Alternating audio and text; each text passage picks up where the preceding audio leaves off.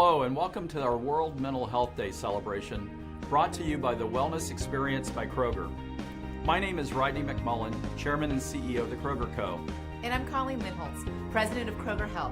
The Wellness Experience by Kroger platform is founded on our company's purpose, which is to feed the human spirit. And who better to help us do that than our partner, singer-songwriter, and mindfulness expert, Jewel.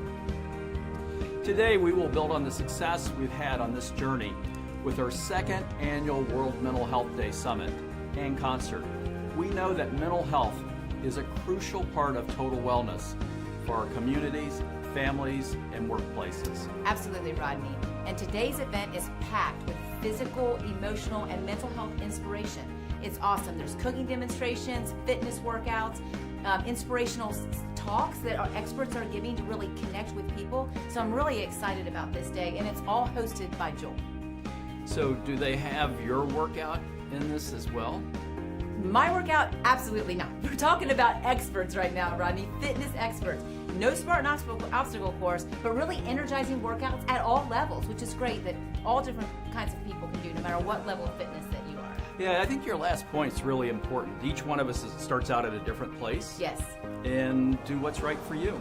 Yeah, absolutely. And that's what our overall wellness experience platform is about. It's about meeting our customers and really us meeting ourselves along our health journey, like wherever we are in life, just taking one step at a time, one day at a time. Yeah. I know I walk almost every morning, and for me, it's really good for my personal mental health. It's just think about different things and kind of get ready for the day. Yeah, like clear your mind. Absolutely. Our hope is that you'll learn something new about mental wellness that you can take into your own life, your own community. And each of us together, we make the world healthier and a happier place. Now let's go get it. And we hope, by the way, that we feed your human spirit today and that we inspire you to live a healthier life. And that's what it's all about, is helping each other and helping each other feed your own spirit. Yep. As you would say, making the world a better place, Rodney. Absolutely. And enjoy.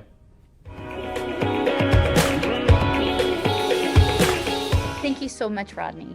Thank you so much for our partnership. I'm very, very proud of the work we do with Kroger. Thank you to Colleen and Scott and everybody at the Kroger family for the work you do to feed the human spirit. Getting to see what you guys did during the COVID epidemic was just inspirational. From the flu vaccines to your motto of feeding the human spirit has been incredible. Also really want to thank One Mind and our partnership. It's a pleasure and a delight to be able to do this work, to help other people with their mental health so that people don't struggle. There's no need to struggle alone, not in this day and age. Again, this all supports our foundation, the Inspiring Children Foundation. We give children who are at risk not only psychological tools so that they can take control of their own happiness and rewire their brain so they can make a habit out of happiness, but we also teach them tennis and entrepreneurial skills so that they can really thrive in today's world. And our stats speak for themselves. 99% of our kids earn their own college scholarships. 90% of them are Ivy League.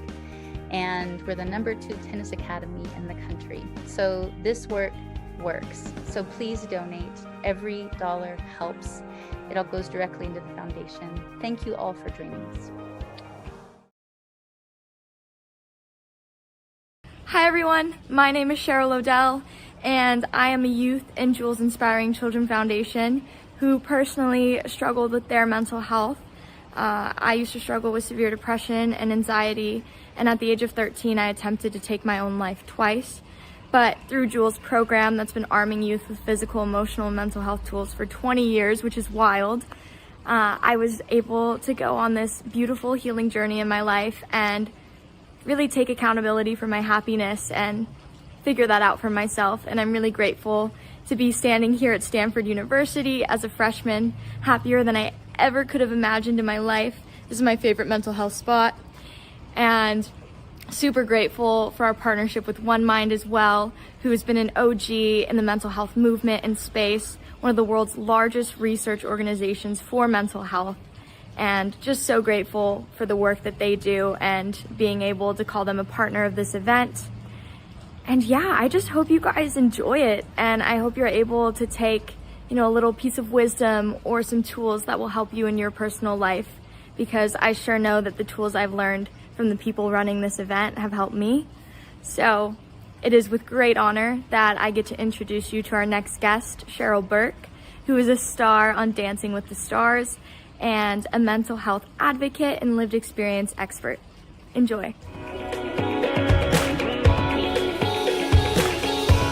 Cheryl Burke, professional dancer, podcaster, YouTuber, entrepreneur, wife, and Frenchie lover, and I will be your active session host for today. I am so excited to be a part of this summit. Mental health is so important to me, and I just love the work that One Mind and Jules Foundation is doing, which you can learn more about and donate by clicking the donate button that you see right here below, or you can go to the wellness-experience.com.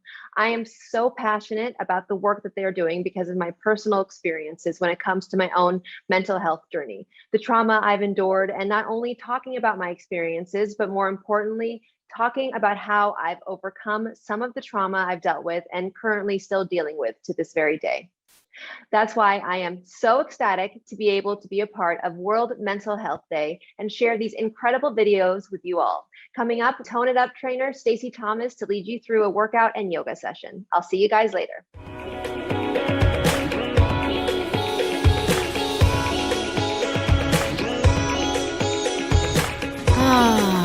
Food. We all love it.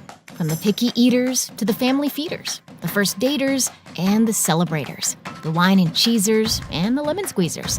We sell groceries to America. But that, my friends, is just the beginning. Because we believe that fresh, delicious, memory-making, mouth-watering food that you dream about should be available to everyone, every day, in every way. And that's what we're doing, without pomp, pretension, or premium pricing. And while our days may be filled with cart pushing, cookie baking, innovating, produce picking, and trunk stuffing, food, delicious, fresh, affordable food is at the absolute center of everything we do. But we are more than just meticulous meat slicers, cupcake frosters, or apple aficionados. We are meal makers, belly fillers, community builders, friendly-facing, name-remembering, passionate people who just happen to have an obsession for food, for meals, and for making memories. So, whether it's picking out the perfect peanut butter for her first day of school or icing the cake for his long-awaited retirement, we've got them covered. We always have, and we always will. Because we're fresh for everyone. For joining. Nice hot, we're gonna do hot yoga today. How about that? Perfect, awesome. So that said, make sure that you guys are all hydrating. Absolutely very, very important. Make sure you're drinking water all throughout class. There's some water right over here to your right. Yeah, we're gonna just move through a 30-minute flow. I am excited to just flow with you girls in real life. It's been amazing to work out with everybody in the Tone It Up app. We have HIIT, we have strength training, we have yoga, there's meditation. Karina sends all of her love as well. But yeah, it's gonna be great. We're gonna flow with her, flow for her, and yeah, who's ready? Woo! Okay. So we are going to start down on our mats, laying down in Shavasana. So go ahead down onto your back. And I want you to bring one hand to your heart and one hand to your belly. And just feel your breath. Just breathing in and out. Just feeling that breath underneath your heart. And as your belly rises and falls, yeah? Just taking this moment here to be with you. And just know that we're all busy, yeah? We all have a lot of things to do, but right now, for the next 30 minutes, this is all about you. This is your practice, this is your time. This is also your body, so do what feels good to you, yeah? That's the most important. Beautiful. On your next inhale, start to draw your knees into your chest, giving yourself a little hug here. And maybe rocking side to side a little bit if that feels good. And now if it's comfortable on your back, you can rock and roll. Otherwise, you can roll over to one side and just press yourself up into a tabletop pose. With all of us meeting here, our hands directly underneath our shoulders, our knees under our hips. And I want you to inhale as you reach your heart towards me. And then exhale, dome in your upper back, push your heart up towards the sky. Awesome. Taking that a few more rounds. Inhale, radiate your heart forward. Beautiful. Now exhale, your back goes up towards the sky, push the earth away. Amazing. One more round here. Inhale it forward. Exhale it out. Awesome. Come back into that crescent pose. Reach your arms all the way up. Keep your core super, super strong here, right? So that's going to be our basis here. Holding us in this twist. Inhaling up. And then exhale, twist it open into that crescent. If you did so on the first side, let's go ahead, bring your hands to your heart and find that deeper twist here. Awesome. Just keeping your feet really stable. Open up your arms if you did so on the first side. Amazing. Awesome. Now inhale, reach it up. Come back into that warrior two. Awesome. Find that heel to arch alignment. Beautiful. Everyone's doing so good. Flip your left palm, reach it out towards me. Inhale, reverse it all the way back. Exhale, left elbow to your left thigh, reaching your right arm towards the sky. Amazing. Beautiful. Now on your next inhale, let's reach it all the way back, reverse it, straighten your front leg, and then exhale, come into this triangle pose. Utthita Trikonasana. Awesome. So your front leg is straight, yeah? You're using your core here to keep you in this pose. Awesome. Beautiful, everyone. Amazing. Take one more inhale. You're doing great. I see you. You're doing great. Now use that right oblique. Let's lift it all the way back. Reverse your triangle. And then exhale, windmill your hands down. Plant your right palm here. Let's lift your left arm up towards the sky. Awesome. Beautiful. So again, we're going to focus on this back foot here, yeah? So I want you to roll onto the knife side edge of your back foot, coming into a side plank, and you so slowly bring your left leg behind you, opening it up into a wild thing. Awesome. Beautiful. Take one more inhale here. Next exhale, plant your left palm, come back into that plank pose, move through a vinyasa, or you can meet us in downward facing dog. Awesome. Beautiful. Come down onto your knees. Grab another sip of water here. You guys crushed it. Awesome. I loved it. Who's having fun? Woo, woo, woo. Awesome. What's that? Yeah. No, this is great. Thank you. Awesome. Great job, everyone. All right. So we're going to do just a little cool down here, okay?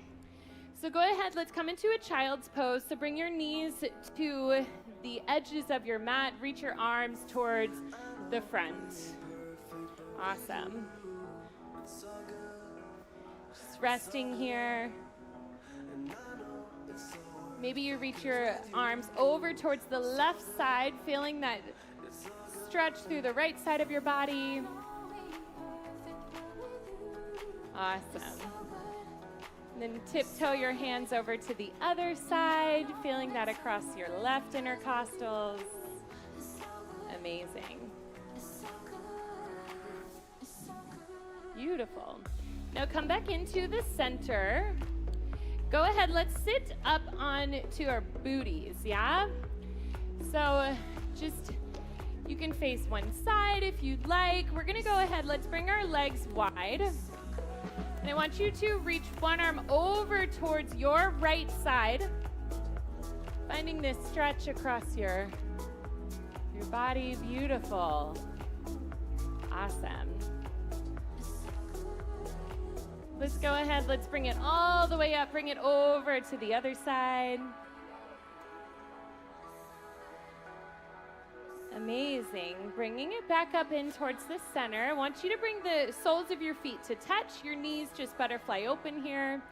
Take an inhale here. Reach your heart towards me. And then lower it down towards the mat. Awesome.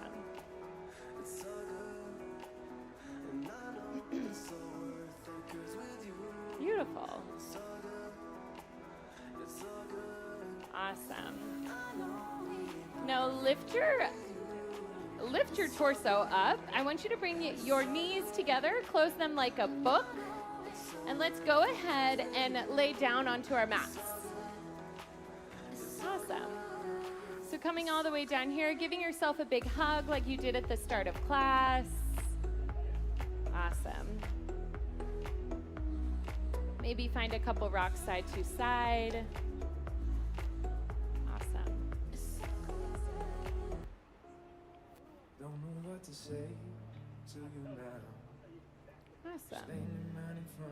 Now bring your feet down onto the mat. We're going to find a little bridge pose here. So your feet are hip distance apart. Go ahead, lift your hips up towards the sky.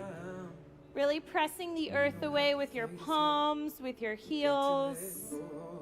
Awesome. Keeping your feet hip distance apart. The simple meaning of namaste is that love and that light that was right underneath your palms also exists in me. And we see you, we recognize you, we absolutely adore you. And thank you so much for spending the last 30 minutes with me. Namaste. Once again, let's give a big round of applause to Stacy for that amazing session. Did everyone enjoy that? Hit it! That's what I'm talking about. Wait! Okay, now, from the beginning.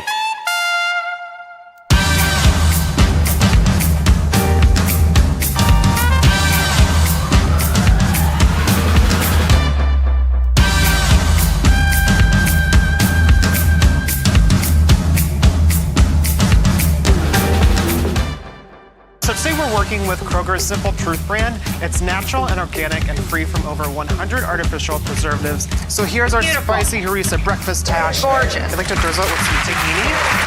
Yum.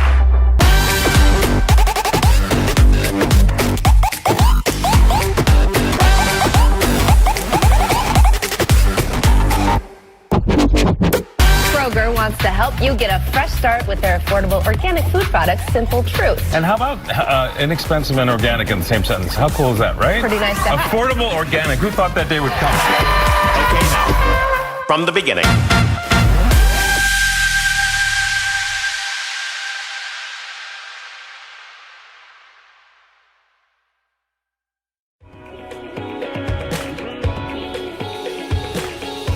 So now I want to show you guys something that I've been working on with my good friend, certified therapist, YouTube sensation, author of her new book that just launched, Traumatized, podcaster, entrepreneur, and fellow dog lover, Katie Morton, who is here with me right now. Hi, Katie.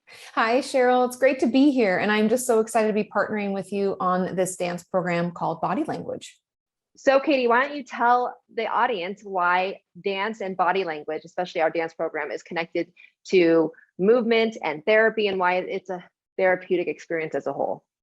Well, oftentimes when we are having a tough time, we're pushed into what's known as our stress response, otherwise known as fight or flight, right? And our body cues us up to take action, but oftentimes there's no action that we can take.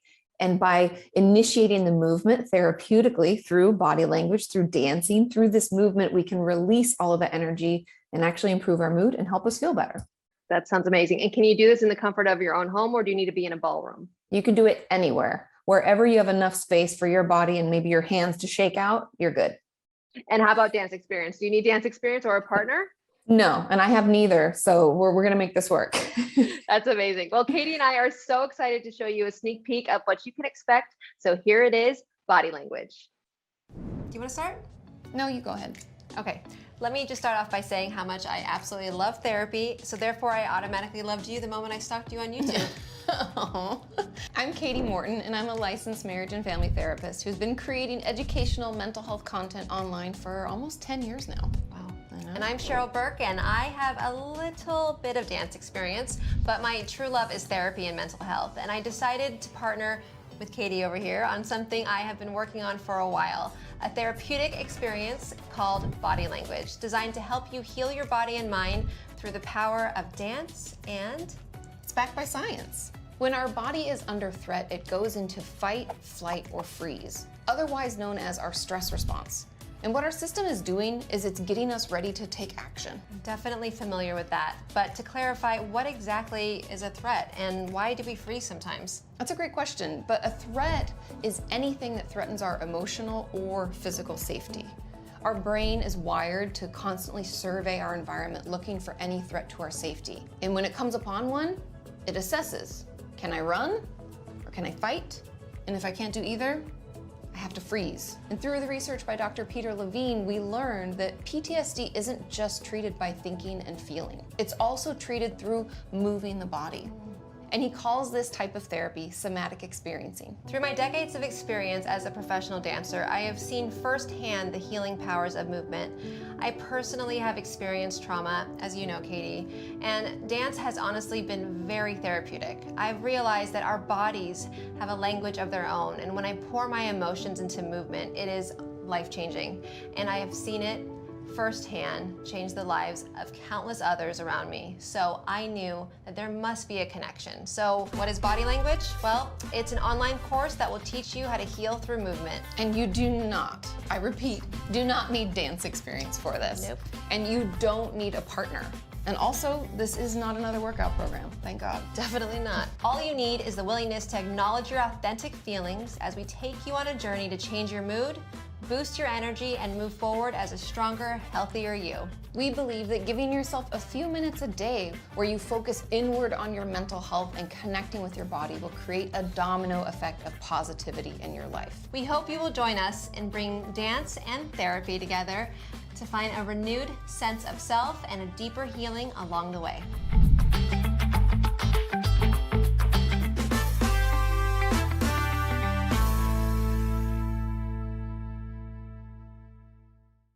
So we hope you enjoyed our sneak peek of body language launching very soon. And I'm so excited to announce that we will be working with the Wellness Experience by Kroger to bring body language to you all live in person next year. So make sure you stay tuned for more details coming up. Also, please make sure to check back on me and Katie's social media platforms, details posted right below, for new info about body language coming your way very soon. So next, we have one of Jules' favorite experts, Dr. Blaise Aguirre from Harvard's McLean Hospital. Blaise and our youth from Jules' Inspiring Children Foundation will share a simple meditation you can do anytime, anywhere, and do a Q&A to simplify this amazing practice that has been proven to improve our mental health. Also, please remember this is a fundraiser for two incredible organizations. To learn more and to donate to One Mind or the Inspiring Children Foundation, click the button below or go to the wellness-experience.com.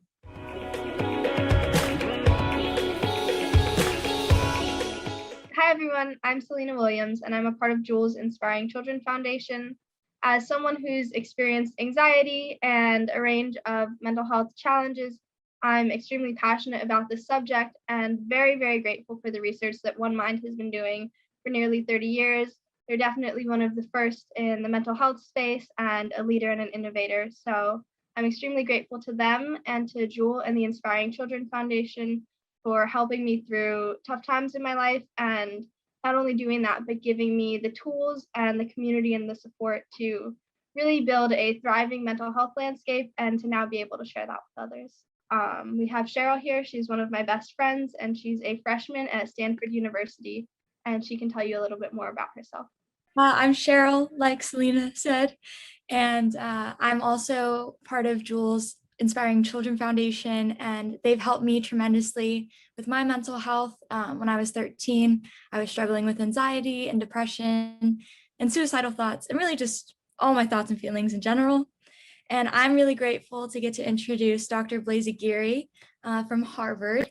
And he's been like a personal hero and foundation hero for us, and has helped mentor us and train us and help us to support each other with our mental health. And I guess to kick it off, I thought a good question to start with is, I know you deal with a lot of very like extreme mental health cases, and I'm curious what you found to be the most helpful tool in helping people, find happiness again. If I were to say like the single most useful tool long term, I would say the practice of paying attention very, very carefully to the present moment.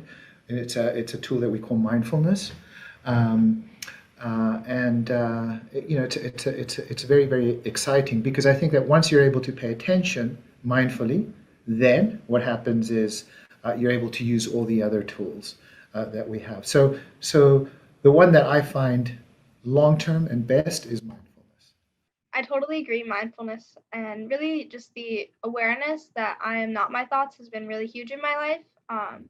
And then beyond that, something that's been really huge in my life lately has been not only the decision to let go of my thoughts and to choose to be present, which is really, really cool, and I feel encompasses mindfulness in its essence, but also the practice of taking that skill of awareness and then being aware of recurring thoughts and recurring challenges, and then using therapy or just talking things out to get to the root of maybe those triggers or those challenges, so that I can not only like trim the weeds of my thoughts, but really pull them from their roots. I would have to like wholeheartedly agree with everything you guys said. I think realizing that I'm separate from my thoughts has been like the most powerful realization in my whole life. And I feel like for me, meditation has been a really powerful tool in helping me cultivate mindfulness in my daily life. But I think mindfulness as a whole has been really transformative for me. I'm in college now, and even before college, I think I've experienced a lot of people that struggle with like the perfectionist mindset.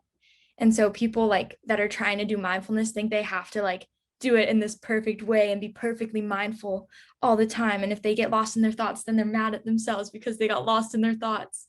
So how can you kind of navigate that perfectionist mindset in mindfulness? And so we sometimes think of perfection as a kind of some sort of judgmental ideal that we have in our head. And it tends to sink us, because we're constantly aspiring to that. But you're perfect as you are right now. Now, that doesn't mean that there's no room for improvement. There's no question about that. But in this present moment, you're perfect as you are. Let's get better at being perfect in the sense. Like, that means learn more, acquire more understanding of yourself, and then, you'll move on. But it just makes sense that you are where you are at that present moment in time. And that is perfect in this present moment. What's cool about all these, I feel like answers, they've all kind of intertwined with mindfulness, with like separating from the doubts, the fears, the anxiety, whatever it is, and like recognizing that we can choose how we respond to that. I thought it would be a nice timing to try like the 10-second breathing meditation if you guys want to do that. Selena, would you want to run us through 10 breaths? Yeah, I would be happy to. It is not about never having a thought, but rather noticing thoughts and noticing when you're lost in thought, and then simply bringing yourself back. So we're going to close our eyes, and on our in-breath, count 1, exhale 2, inhale 3, up to 10, and then back down to 0. We can all begin by closing our eyes and start.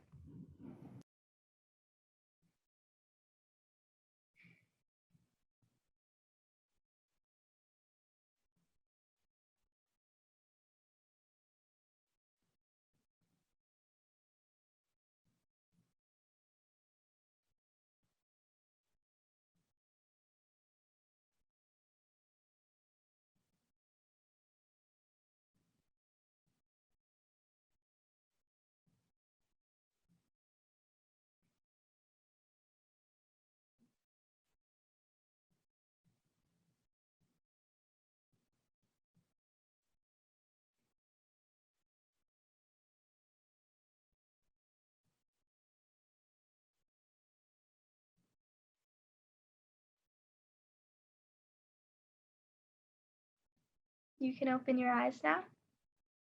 And if you noticed yourself lost in thought, then fantastic, you did it right. You're human and thoughts come up.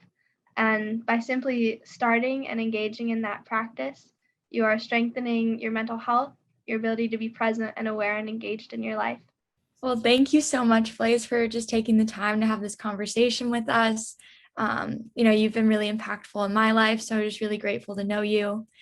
And then if you're looking for more mindfulness resources, you can visit our jewelneverbroken.com website, created by the singer-songwriter Jewel, with different mindfulness exercises that have helped her navigate her mental health.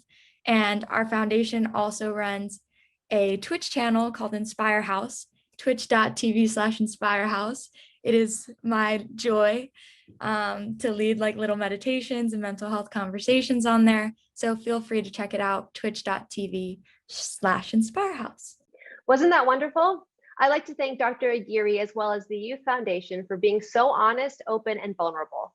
To learn more about the Inspiring Children Foundation and One Mind, as well as to donate, make sure you click the button below or go to the wellness-experience.com.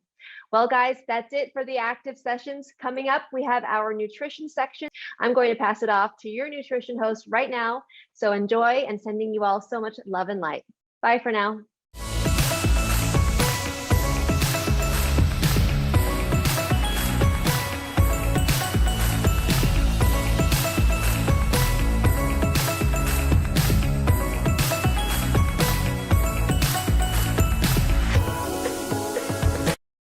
Ah, food.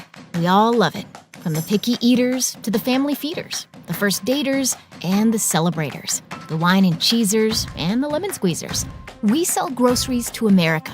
But that, my friends, is just the beginning. Because we believe that fresh, delicious, memory-making, mouth-watering food that you dream about should be available to everyone, every day, in every way. And that's what we're doing, without pomp, pretension, or premium pricing. And while our days may be filled with cart pushing, cookie baking, innovating, produce picking, and trunk stuffing, food, delicious, fresh, affordable food is at the absolute center of everything we do. But we are more than just meticulous meat slicers, cupcake frosters, or apple aficionados.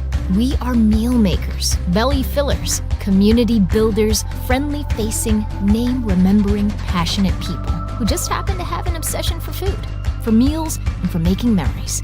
So, whether it's picking out the perfect peanut butter for her first day of school or icing the cake for his long-awaited retirement, we've got them covered. We always have, and we always will. Because we're fresh for everyone.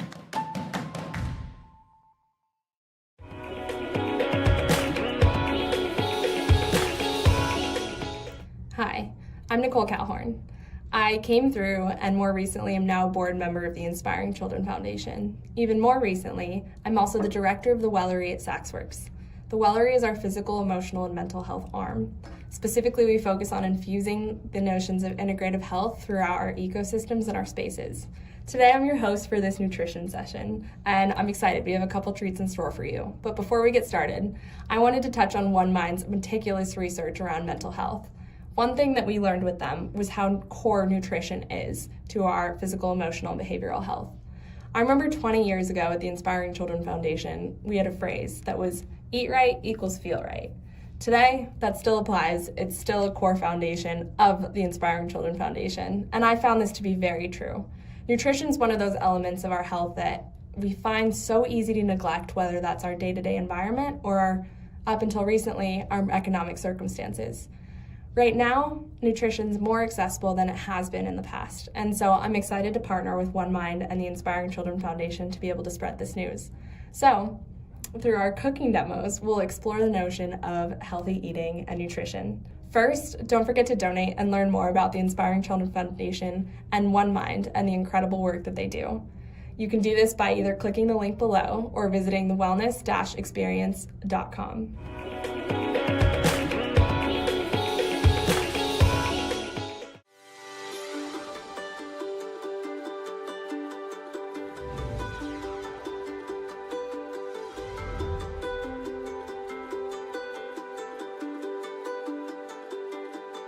I care so deeply about improving life for people who've experienced similar issues as I've experienced. For me, it was the scariest and darkest time of my life when I was symptomatic with schizophrenia. I still experience glimmers of what I had experienced back then, but I can manage them now. I know how, and I want to help others understand how to manage those things. People with different conditions, how to manage their condition, and help them through the programs that One Line funds.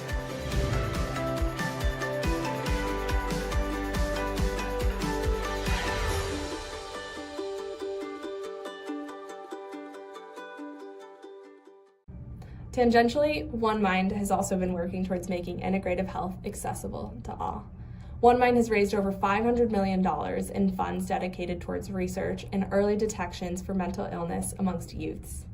In the same court, the Inspiring Children Foundation has spent the past 20 years democratizing the tools for physical, emotional, and mental health for at-risk youth around the country via different grassroots approaches, also including project-driven learning. They take the most impactful tools from psychology and different principles and instill them and infuse them into the ecosystems in their day-to-day lives. Please join us in the fight to raise funds, awareness, and resources for those in need. Please consider donating by clicking the link below or visiting thewellness-experience.com. So for now, let's join us in getting ready to meal prep with Kroger and Bobby Summers.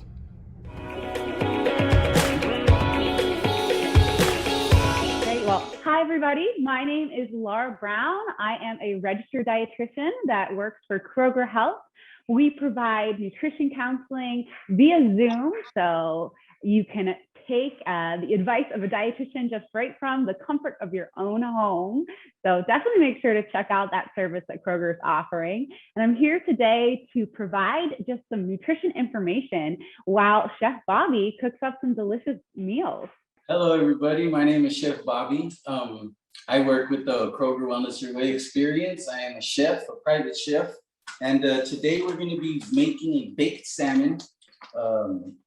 They'll have a little adobo seasoning on top with spring salad, what's a citrus spring salad, and honey Dijon vinaigrette. Today what I want to get ready to prep for you guys, it's going to be very simple. It's actually a very simple, very quick dish. I have some salmon here. They got here from the local Kroger that I actually use. This is my Bartonville Kroger. And I'm actually really good friends with the butcher and the baker and the cheese lady there. I do have a food business that my wife runs that I cook for. And that is a store that I use almost everything that I prep for my clients. I do live out in the country a little bit, so I do love fresh quality. I do get a lot of farm fresh quality from a lot of the farmers around here. But the Bartonville Kroger, they like to get a lot of stuff locally as well. So getting the stuff that I get from there is just like getting it from my neighbors around here. So right here, we have salmon. The salmon is going to be simple. We got about 3 to 4 servings of salmon a week is good enough for you. 2 to 3 about this size is going to be good enough for you during the week. And that's as far as you taking extra pills or anything like that. If you're one of those people that likes to just get everything out of your food, then this is going to be where your omegas are going to come from. Just get them straight from your salmon. There's going to be no need to take any extra supplements or anything like that. One thing I just pulled right there, I noticed that we had a little bone. So I will check. I'll just check to see if we have anything there. So I'll have these set up. I have a little bit of adobo and a parsley that I'm going to put on top. That looks delicious, Bobby. And I'm so glad you chose a salmon recipe for today, because like you said, salmon is high in omega-3 fatty acids, which are so crucial for our brain health. So important for us as humans, as human beings, and important then for our mental health as well.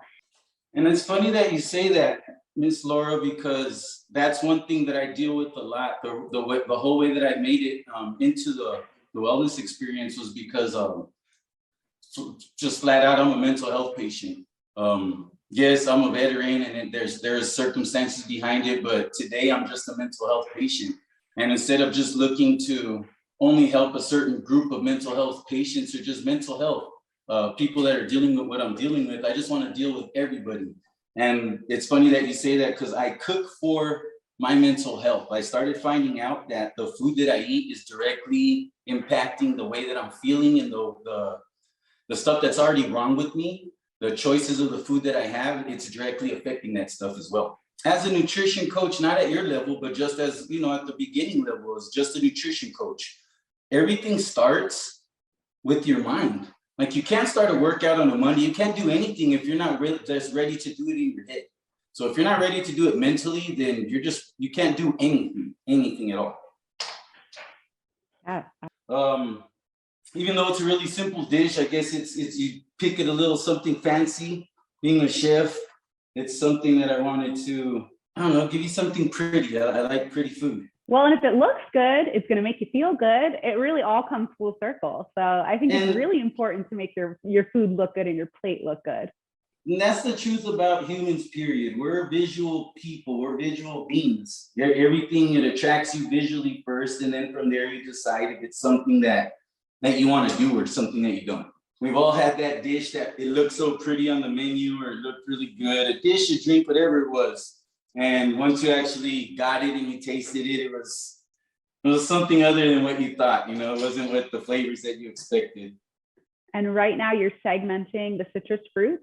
Yes, we're segmenting the citrus fruit. So when you eat an orange, there's a lot of skin in the orange, period. You'll have a lot of skin. Once you peel it, all of that white membrane, this just makes it look prettier. You could literally just peel it out and do it normal. But this just gives it a really better look. It's really aesthetic. And then when you're eating it, you don't have all those fibers, those extra little fibers in there when you're chewing it up. I love the addition of the citrus fruits in this recipe.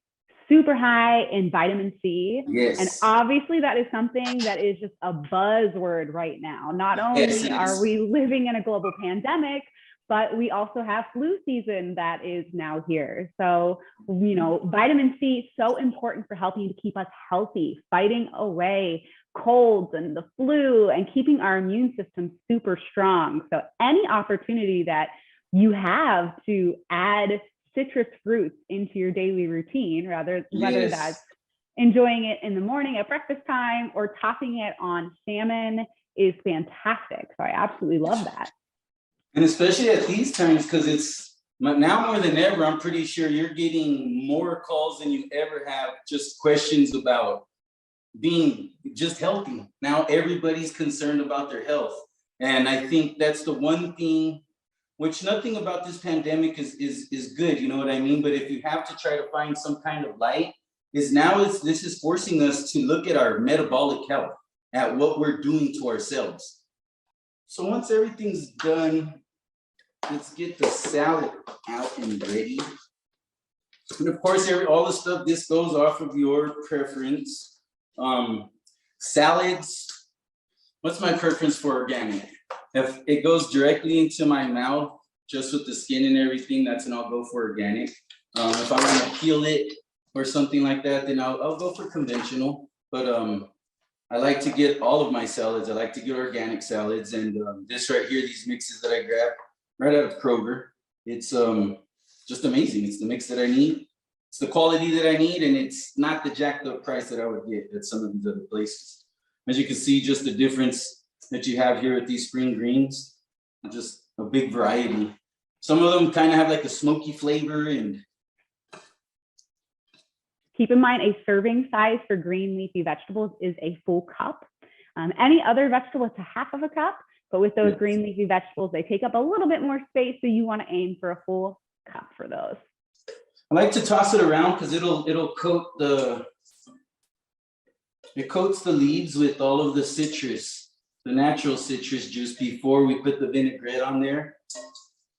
And what are you topping the salad with right now? The salad, so inside I put, I want to say a little bit of, a little under half of the segments, of both segments, and the avocado. So everything's just not sitting on the top. Usually when you get a salad, everything's really on the top. That's when you go for it. And that's when most people don't finish their salad, because it's just only the greens. And this part right here is, I like to just mix it all the way in, so you have everything with all of it. That is a great tip, to mix half of the ingredients in and then top on top. anything that you can do to make those green leafy vegetables taste really good to you. So if that means some nice toppings, a little bit of salad dressing, those things can go a long way, because we want to aim for at least 3 servings of vegetables per day, more the better. But to be completely honest, most of the population does not get anywhere close to that. So if there's a way to make vegetables taste better for you, and that's mixing in some ingredients in a salad, using a salad dressing, using a dip, go for it. And that was one of the ways I found out my kids would eat the salads.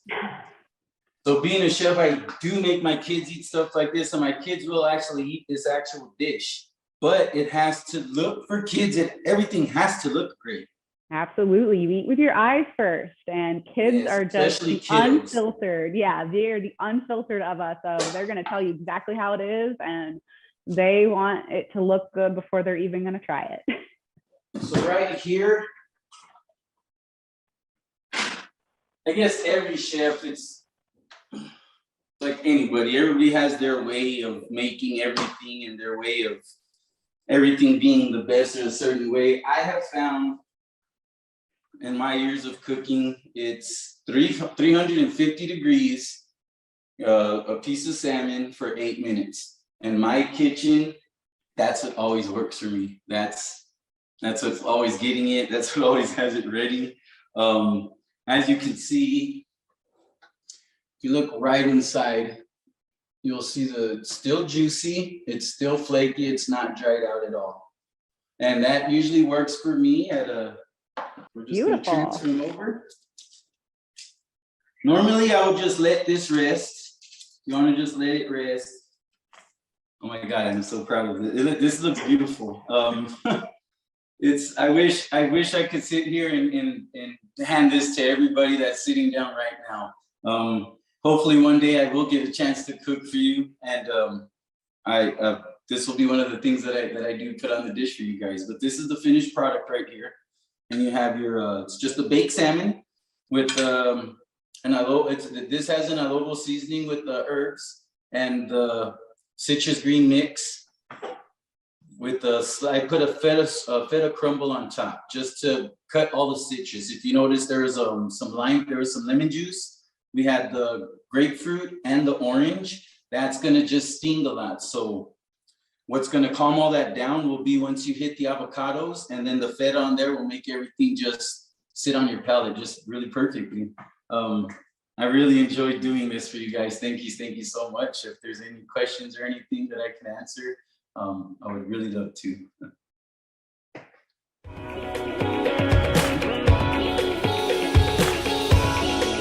All right, that wraps up our nutrition section. I don't know about you guys, but I really enjoyed the cooking demos. Let me know what you think. Tell me what your favorite part was. Leave a comment below. For now, I'm gonna pass it off to Colleen Lindholtz, the president of Kroger Health. Colleen, I just want to pass a big thank you to you and your team. You all deserve a gold medal for bravery for what you did, whether it was testing, vaccinations, or medications during this unprecedented time. Thank you so much from the bottom of our hearts.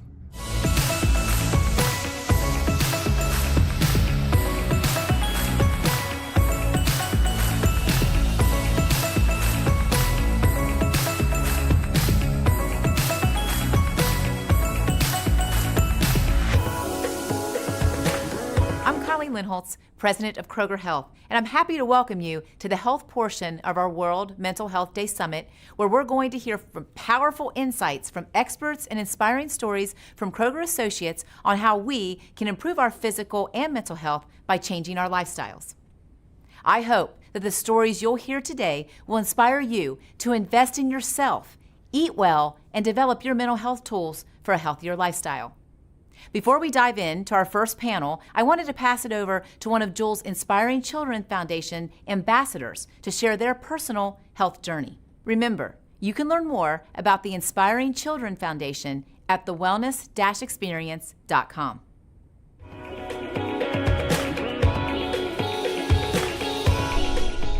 So I want to take a moment of silence, and I'm going to ask, and this probably is not how every other speaker has started this, but we have a program with my nonprofit called Battle Buddy Program, and it's a peer mentorship and support group for patients that are fighting pediatric cancer that don't have a network.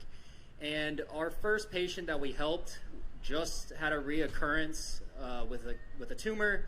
It's an intestinal lymphoma. It's wrapped around his intestines, and he has quite the road ahead of him. So I just wanted to ask for 5 seconds of silence, prayers, whatever you guys believe in, and please keep him in those prayers.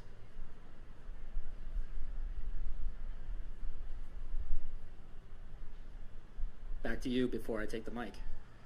All right, so obviously we're going to talk about a very serious topic, both from Cody's life, but also what he's doing with this walk from the East Coast to the West Coast. And I think it's important that before we get into all of that, it's important to know who I was. And that was the atypical 14-and-a-half-year-old training for varsity sports, everything from, it was very athletic driven. I wanted to go to West Point. My family was strong in the military, and I wanted to follow suit. And I'm the oldest of 7. We were very family oriented and driven, and we get this news that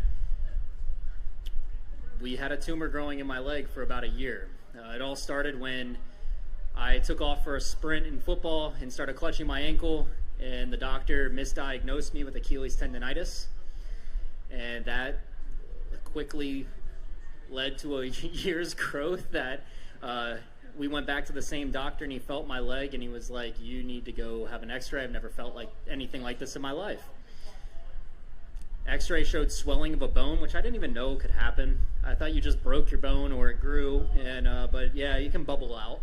And then the very next day, there was an MRI, and I remember walking out of that MRI room, shaking my head because the tech couldn't tell me anything, but we saw a glowing softball in my leg. So.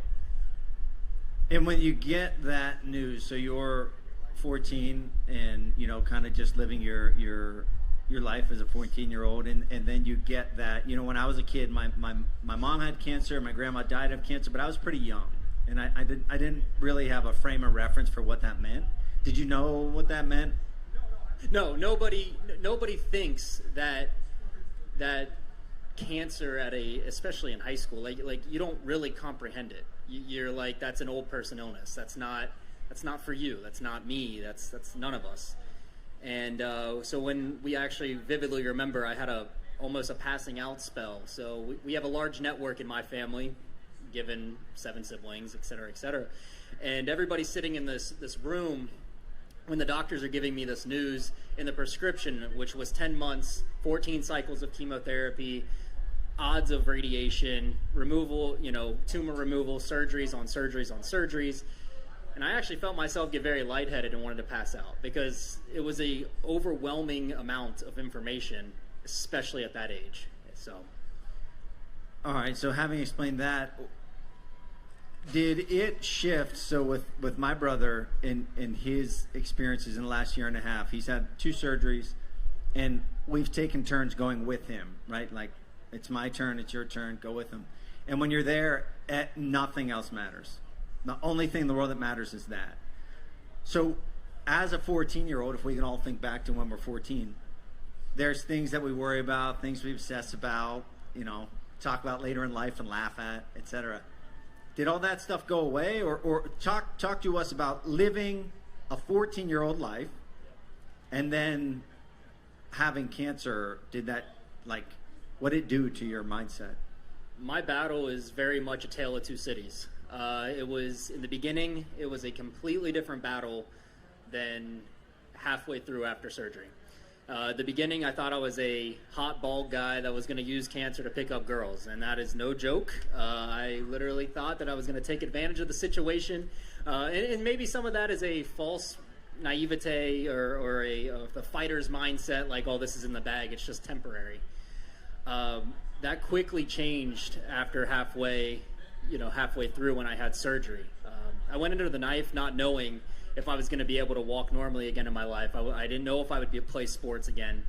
And it was literally surgeon's discretion. 1 inch of bone would have laid out the path for everything. And you kind of know, if you work out, that taking time off of a regimen, chemo being this workout, that it always hits you differently when you go a month back to it, right? And that was the same here. So I woke up, was told that they couldn't save any part of my bone, and that I was going to be faced with 25 cycles of radiation due to the cells being too close to the border. And I was told that I would never walk normally again in my life. I would never run, play sports. Everything that I thought I wasn't immediately.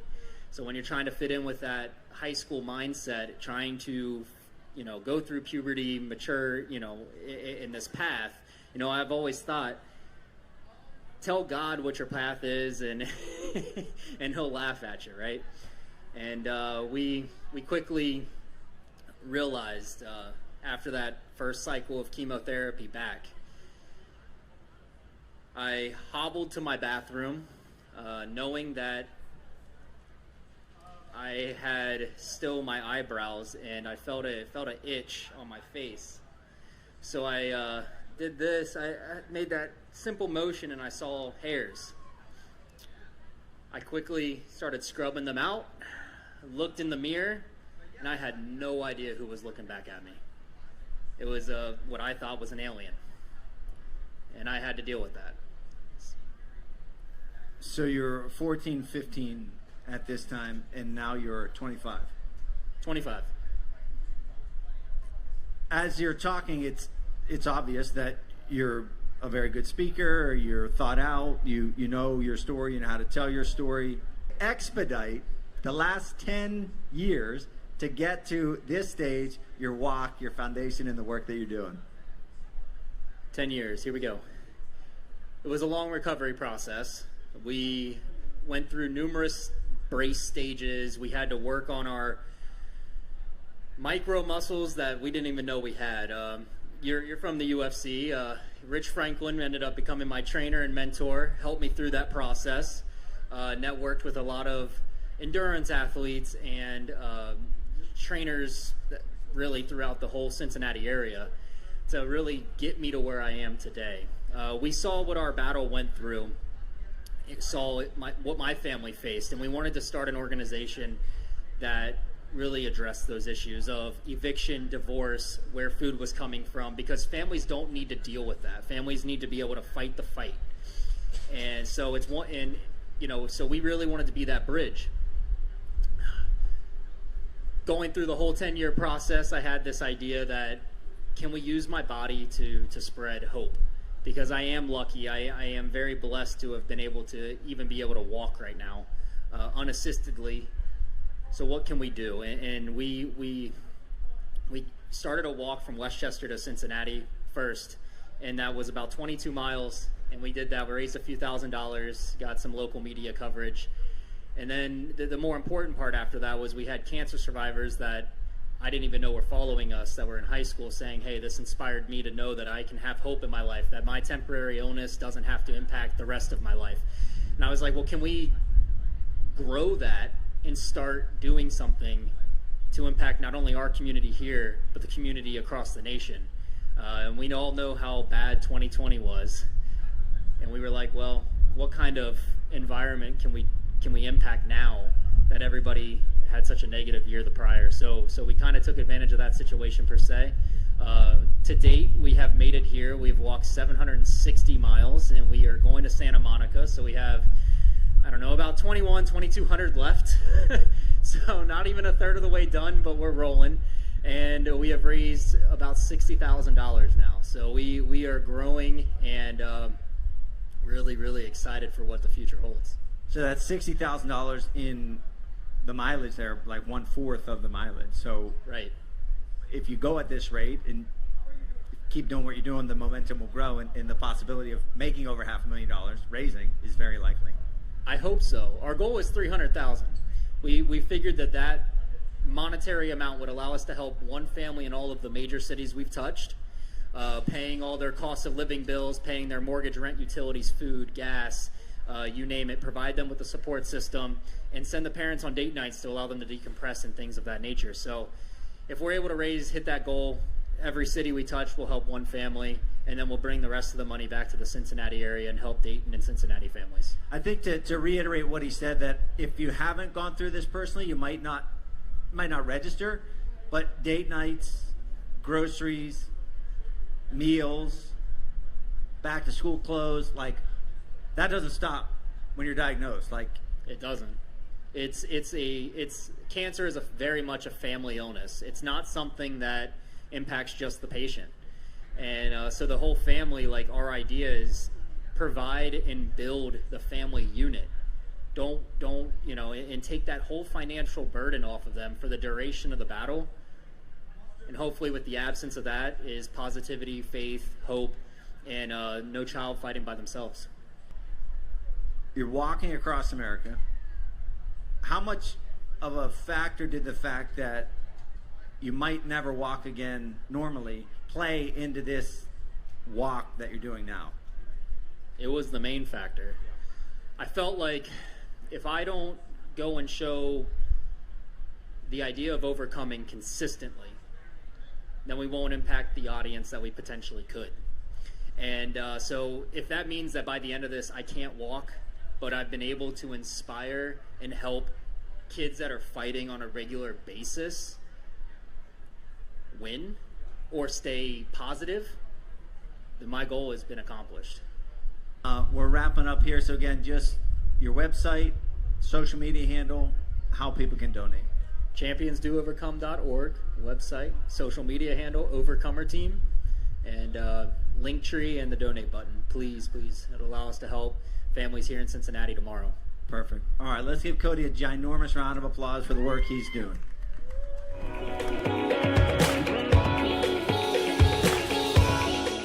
Hey everyone, Corey Mascara here with mindfulness.com. I want to share a simple breathing technique you can use to improve sleep, reduce stress, and feel more grounded. It's called the 4-7-8 breath. What it involves is breathing in for 4 seconds, holding for 7 seconds, and exhaling for 8 seconds. So let's try it out together. Breathing in for 4, 1, 2, 3, 4. Hold for 7, 6, 5, 4, 3, 2, 1. Exhale for 8, 7, 6, 5, 4, 3, 2, 1. Good job. Now, exhaling for 8 seconds can sometimes be hard in the beginning. So one of the ways that you can help elongate the breath is imagine that you're exhaling hot air on a cold window, like this, but then close the lips. It should sound something like this. This will constrict the airways, allowing you to exhale longer. So let's try it out one more time that way. Breathing in for 4 seconds. 1, 2, 3, 4. Holding for 7, 6, 5, 4, 3, 2, 1. Exhale for 8, 7, 6, 5, 4, 3, 2, 1. There you go. Try this out when you're feeling overwhelmed, when you're feeling stressed, when you're trying to relax yourself to go to sleep. It's a great, simple technique. Take care. Ah, food. We all love it. From the picky eaters to the family feeders, the first daters and the celebrators, the wine and cheesers and the lemon squeezers. We sell groceries to America.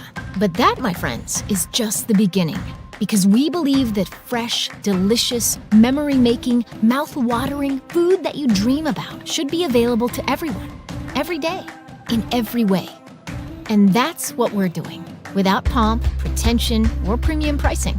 And while our days may be filled with cart pushing, cookie baking, innovating, produce picking, and trunk stuffing, food, delicious, fresh, affordable food is at the absolute center of everything we do. But we are more than just meticulous meat slicers, cupcake frosters, or apple aficionados. We are meal makers, belly fillers, community builders, friendly-facing, name-remembering, passionate people who just happen to have an obsession for food, for meals, and for making memories. So, whether it's picking out the perfect peanut butter for her first day of school or icing the cake for his long-awaited retirement, we've got them covered. We always have, and we always will. Because we're fresh for everyone.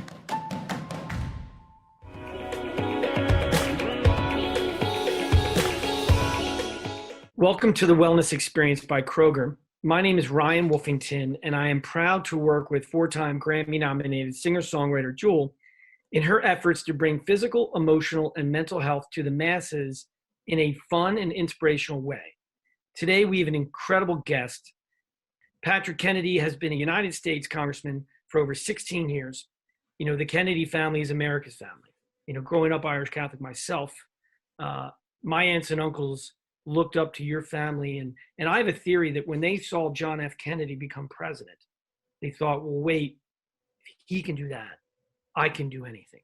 That's right. And as a result, we have a family full of entrepreneurs, and the Kennedys are like a big deal in our household.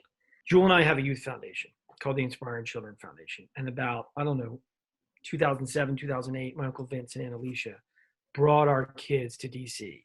And your father, he must have spent hours with our children, not 1 year, but 2 years in a row. And he brought them in his office and he had the dog there, you know, beautiful dog. And he would sit back and tell stories about what he felt was the most meaningful part of his career. And he said the civil rights legislation. So you had a very unique opportunity to work hand in hand with him. He was in the Senate, you were in the Congress. What would you say, looking back, is the most meaningful legislation or work experience that you had when you were a politician? My dad spent his nearly 5 decades in the Senate really meticulously going after how do we better implement the Civil Rights Act? How do we pass a Voting Rights Act? Because he was there then, and he was an instrumental part of that. How do we amend the Voting Rights Act to make sure it takes into account this, this, and this? How do we get the Fair Housing Act? How do we get the Fair Employment Act? How do we get the Americans with Disability Act, which of course is another extension of civil rights? And then then here I come. And I was the sponsor of the Mental Health Parity and Addiction Equity Act, which in my view was kind of the next generation of this fight, because it said that people with brain illnesses shouldn't be treated any differently by their insurance companies than they would be if they were being treated for a medical or surgical issue. People of color, much smaller percentage of people are getting the mental health care that they need. But giving kind of some basic tools is helping mitigate either existing issues or issues that are just starting, especially now with COVID. I know you've done a ton. Are you seeing that mindfulness and meditation and exercise and family connections and those things is the research showing that makes a difference?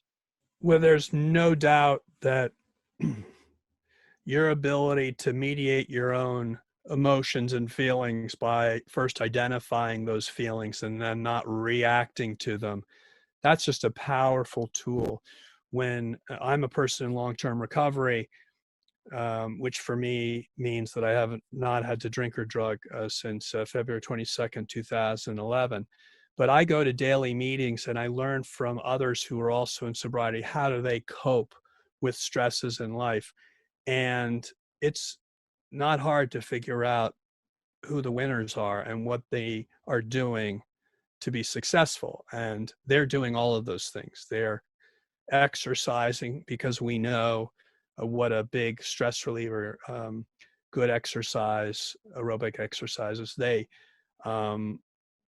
do, 12-step recovery, if you are active in it, is essentially cognitive behavioral therapy. It's you overriding your feelings to do things you don't feel like doing, and then getting stronger as a result. And that may seem like so elementary, but no one gives us the guidebook for life, unfortunately, in school or even, as parents. And so we have to learn things that just make our lives a lot easier to live if we learn them earlier in life than if we learn them later on. But either way, it's good to know them.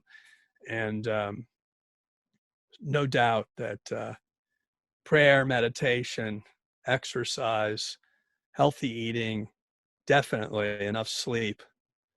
And good social interaction and that takes work. All of those things take work. And of course, there's a reason why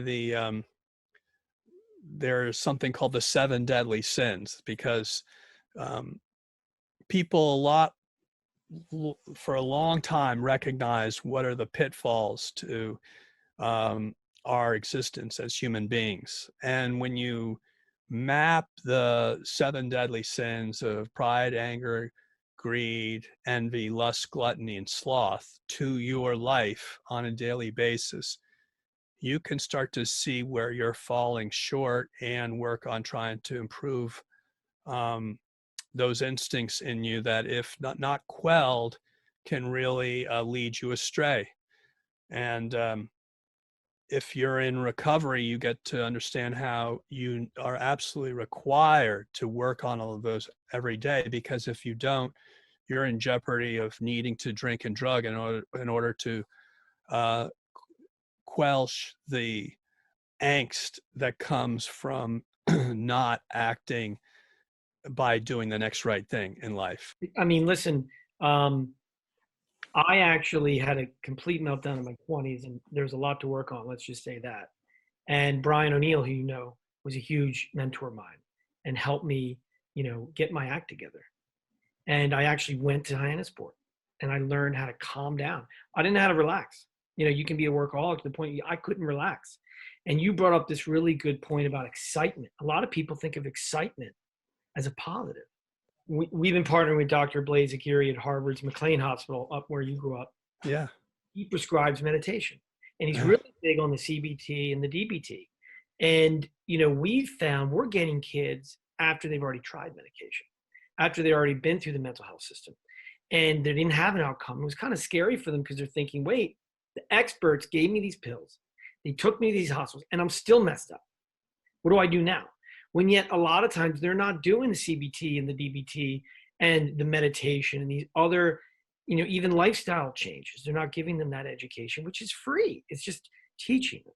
So I really think your videos are amazing. I really like what you talked about, going from one addiction to the other, because I personally think we're all addicted, especially now. I call the young like generation addiction. They're being raised, being taught how to be addicted to social media. But to some extent, but it is interesting. I've been addicted to a lot of things, and workaholic and drugs. And it was interesting how you get a hold of one and then another one tries to pop up. Remember that game?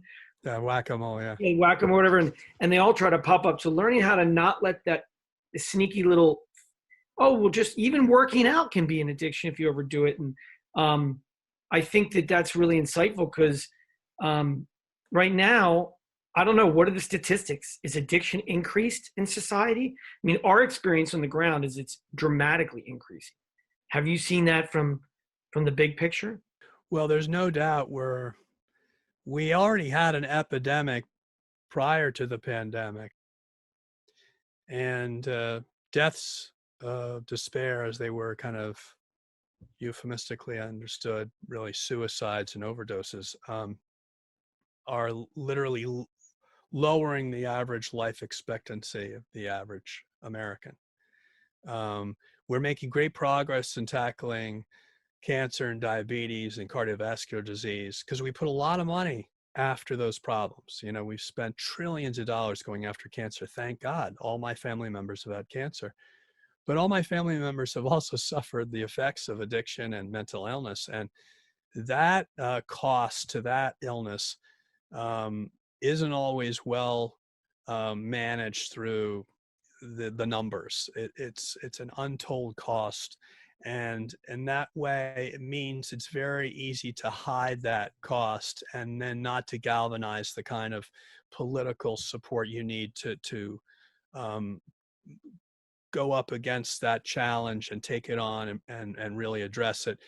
So we've been kind of obscuring the real dimension of the suffering and the loss of life, not just from the physical loss of life, but literally people who are basically offline, if you will, for whole years and years of their life, caught up in mental illness or addiction. Addiction is a mental illness, but and in those years they'll never get back. And you ask them about their life, and it wasn't their own because you were held hostage by your disease. So but how do you organize a political effort around that can garner any kind of sympathy? Because even though this affects everybody, there's still such inherent antipathy towards people who have these illnesses. And the reasons are pretty clear. I mean, we all know, in addition to ourselves, for those of us who've been through it, others who've had it, and it's very frustrating.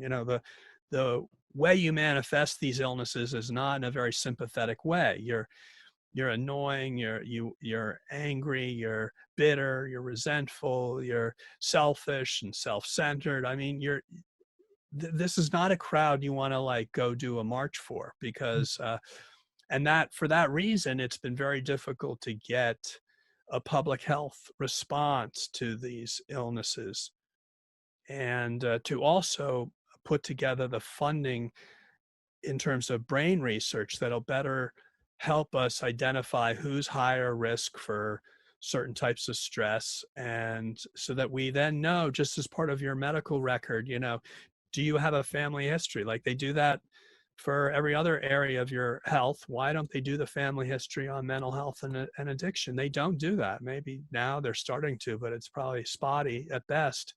If we take that mindset, we can apply it to these illnesses, and I think have demonstrably the same, if not better, effect.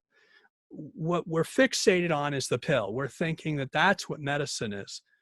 We are in the midst of a revolution, which I think illustrates that medicine has its place, but it's changing the way we think by, as I said, going back to this kind of behavioral therapies that can help us, along with all of these new tools. So while social media has been a real challenge to disconnecting people as opposed to connecting them on a human level, there are benefits to social media in terms of what technology can do to allow you to stay connected to your network. That thing is very powerful. Great. Yeah, I was really blown away by that. Appreciate your time. All right, man. Thank you.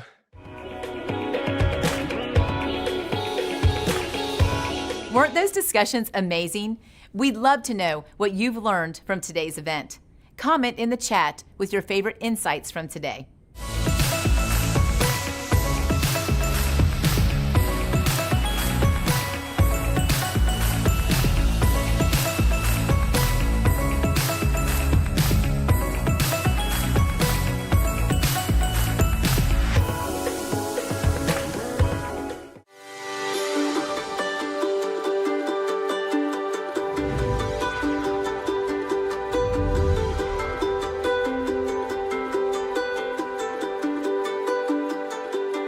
I was a very happy-go-lucky kid. I was always playing sports and socializing. I had a lot of friends. I was pretty popular. And then my world pretty much overnight, unfortunately, came crashing down on me. I had insomnia, and then I had my psychotic break. Had a great support network growing up, always had loving family and friends, especially the love of my parents. And they saw that something was not right with me. I wasn't able to articulate myself like I had been before. I was telling them that I was hearing voices. I was very paranoid. So they got me treatment right away, and I firmly believe that early intervention is a must in all cases of psychosis and mental illness. I think that it is maybe the most important factor into getting someone fully recuperated. I would not be here today standing in front of you if it weren't for all the good work of organizations like One Mind. And I can't stress enough how brain health is very important, and you'll make such a big difference in people's lives. And people like you sure as hell saved mine. So thank you very much.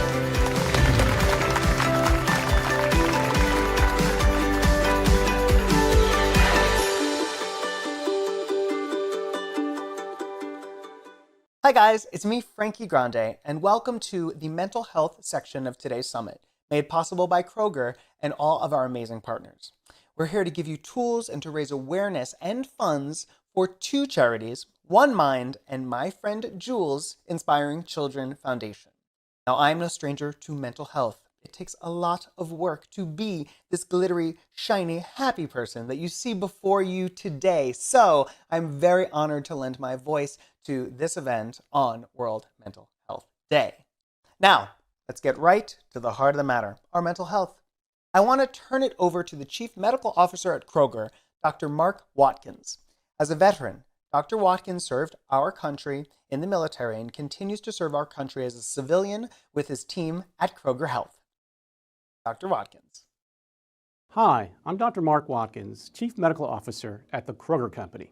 Did you know that suicide is the 4th leading cause of death in 15 to 19-year-olds?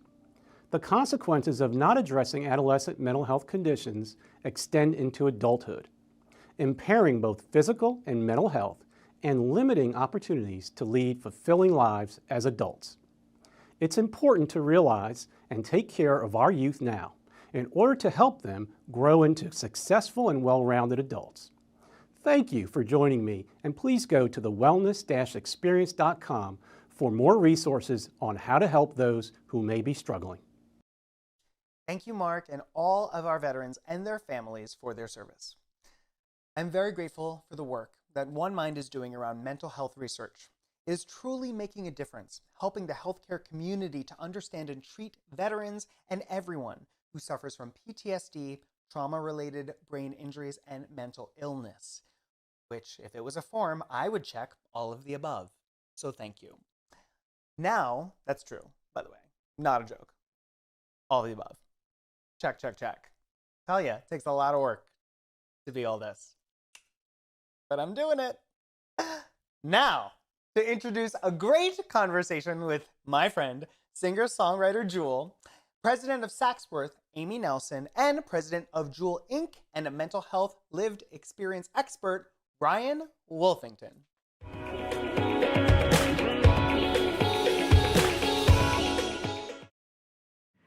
So I've had the privilege of working with Jewel for close to 7 years now, and one of the original visions was for her to democratize wellness, to bring the tools that she discovered to become physically and emotionally and mentally strong to the masses. And this festival, the Wellness Experience by Kroger, was the dream that came true, and a big thanks to American Greetings for their support and their sponsorship. But I feel really privileged today to talk about the thing that I think got Jewel really excited the most, which is mental health. And not just mental health in the extreme version, but the everyday mental health that we all need. So I'd like to turn it over to Jewel. What motivated you to get into mental health and to create this festival?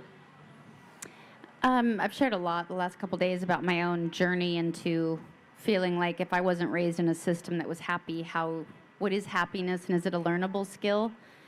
And is it a teachable skill? And that one question led me on a really diverse and crazy journey. And it was funny, I was homeless when I got discovered, and I almost didn't sign my record deal because my number one job was to figure out how to be happy, and I knew how much trauma I had and how much emotional baggage I had. And God forbid it work and I get famous. I knew that was another recipe for disaster. So I made myself a promise again that my number one job would be to learn how to be a happy whole human, not a human full of holes. And my number two job would be to learn how to be a musician. And I just never, ever let myself down on that promise. And it was a messy process and nothing perfect. But it made me make really bold decisions to keep that promise to myself. Like at the height of my fame, I quit for 2 years. I didn't make any money. I quit touring. I built all the momentum and I put a stop because I couldn't psychologically handle the level of fame I got. And I had to admit that to myself and say, nothing's worth my happiness. Nothing was worth my sanity. I don't know why I'm unhappy right now, but I have to push pause and figure it out. And that love has always been my first love. I like understanding how we work. I like understanding the mechanics of change. I like creating environments that help other people go, all right. The funny thing about happiness is it's a side effect. You can't try to be happy. It's not a destination like France and go, I found my way to France and I'm never moving. Happiness is a side effect of choices and decisions. And so the only way to do it is experiment with your choices and your decisions. What's motivating those choices and decisions and seeing if it results in happiness. And we have to look at that as a framework because it doesn't come in a pill, sadly, and it doesn't come in a like, and we're learning the hard way. So Amy, you've been an everyday employee, a company founder, CEO and now president of Saks Works. We're talking about mental health in the workplace. People here might say, well, I can't go to my boss. I can't talk about my mental health or my emotional challenges. They might use that against me. As a leader, what would be your tips for an employee to seek out help from their company? So I think I can talk about it both as a leader and as an employee, because I wasn't always leading companies. I was a lawyer working at a law firm. I was a lawyer working inside a company. So I know what it's like to be on both sides of this equation. And I always felt as an employee very afraid to talk to my boss or any of my superiors about my own mental health, or if I needed a break, or how I felt, because I thought they might think, well, I'm not very productive or I'm not very good, and they should replace me with somebody who doesn't want to talk about their mental health. But ultimately, I discovered that if I found people within the organization that I knew I could identify with and who would care and not use it against me at work, that I could talk to them and say, look, and it could, you mentioned this, and I think we can think about mental health as this very expansive, scary, scientific even concept. But it can really just be also, I need to sleep more, right? I need to make sure that I'm getting 8 hours of sleep a night, or I need to make sure that I have time to cook healthy meals so that I can bring it to work as lunch. And for me, that kind of manifested in talking about needing a little bit of flexibility and using my health as a way to discuss that with people. And so I would find people within a company that would listen to me and hear me, and then I would provide some tangible, simple solutions that didn't cost money to the company. And I think that's a really great way to start talking about well-being and health at a company, and it can be like, okay, make sure we have a refrigerator in our workplace so we can bring our lunch and put it in, and that might cost a little bit of money. That was a bad example, but it's a small amount of money. And so things like that can really just start to add up to really create change within a company. And then I also think you should seek out companies that clearly care. When I became a leader of a company, it was very easy for me to commit to caring about my employees' mental health and making decisions that I thought would benefit them, from having, meditation options within our companies to having paid parental leave. We have, at my former company, we had a paid grievance leave, which I'm sorry, if I can't give my employees 5 days if there's a miscarriage or a death in their family, I shouldn't be in business, right? And I feel that basically about all companies. And so finding companies that really care is important. So I read this amazing article in the Wall Street Journal, and they highlighted some pretty startling facts. Happiness levels are the lowest in history. Anxiety and depression has doubled, and that was before COVID. Since COVID, 4 out of 10 people identify with having depression or suicidal ideation. So bringing mental health into the workplace is really a necessity right now. And the Wall Street Journal said, in the next 10 to 15 years, the corporate America and the school system is going to have short meditations, gratitude practices, emotional and mental fitness, self-awareness tools, even forgiveness, apology, and conflict resolution tools. And that emotional well-being should be as important as physical well-being in the workplace and in schools. Now, they're saying this is going to take 10 to 15 years. I'm looking at what you're doing. You have a wellness festival that's doing that. You have a school curriculum in Ohio that does emotional and mental fitness. And with Saks Works, you're bringing in that curriculum into corporate spaces now. How do you feel, describe what a Saks Works or a corporate environment or ecosystem that's emotionally and mentally supportive looks like?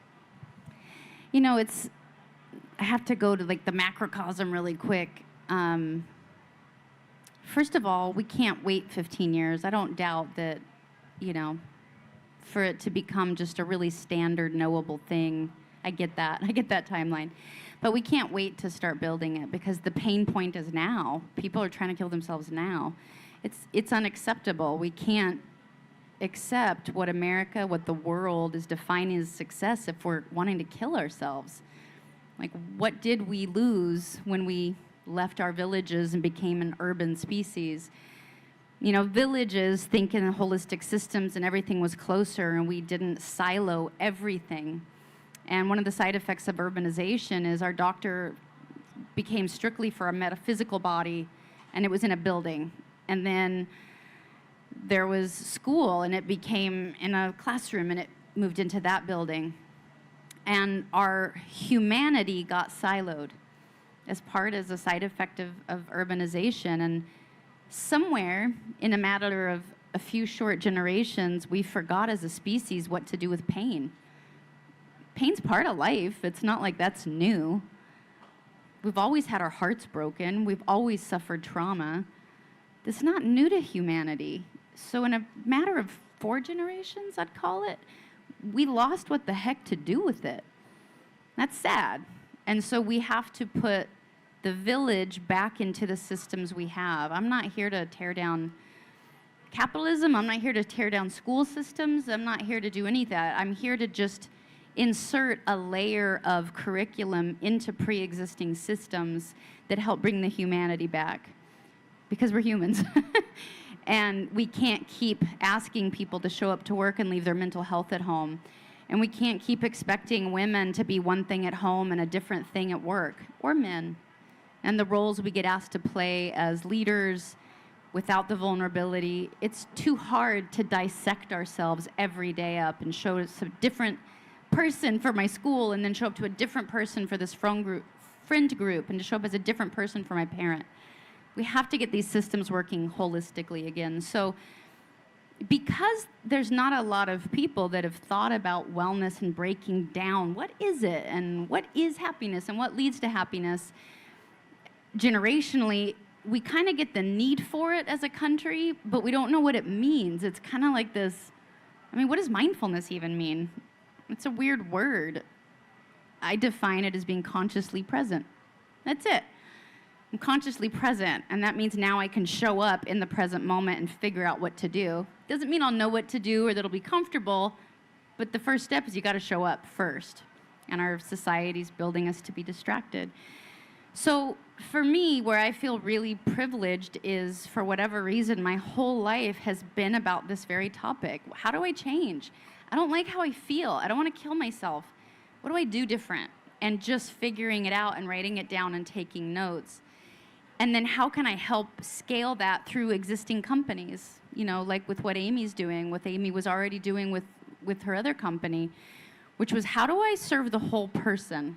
Because it's a win-win. If you're an employer, if you're an educator, if you're a company and you're trying to solve pain for your humans, they're going to show up more loyal, more dedicated, with more bandwidth, because they're not thinking about killing themselves or the divorce they're going through.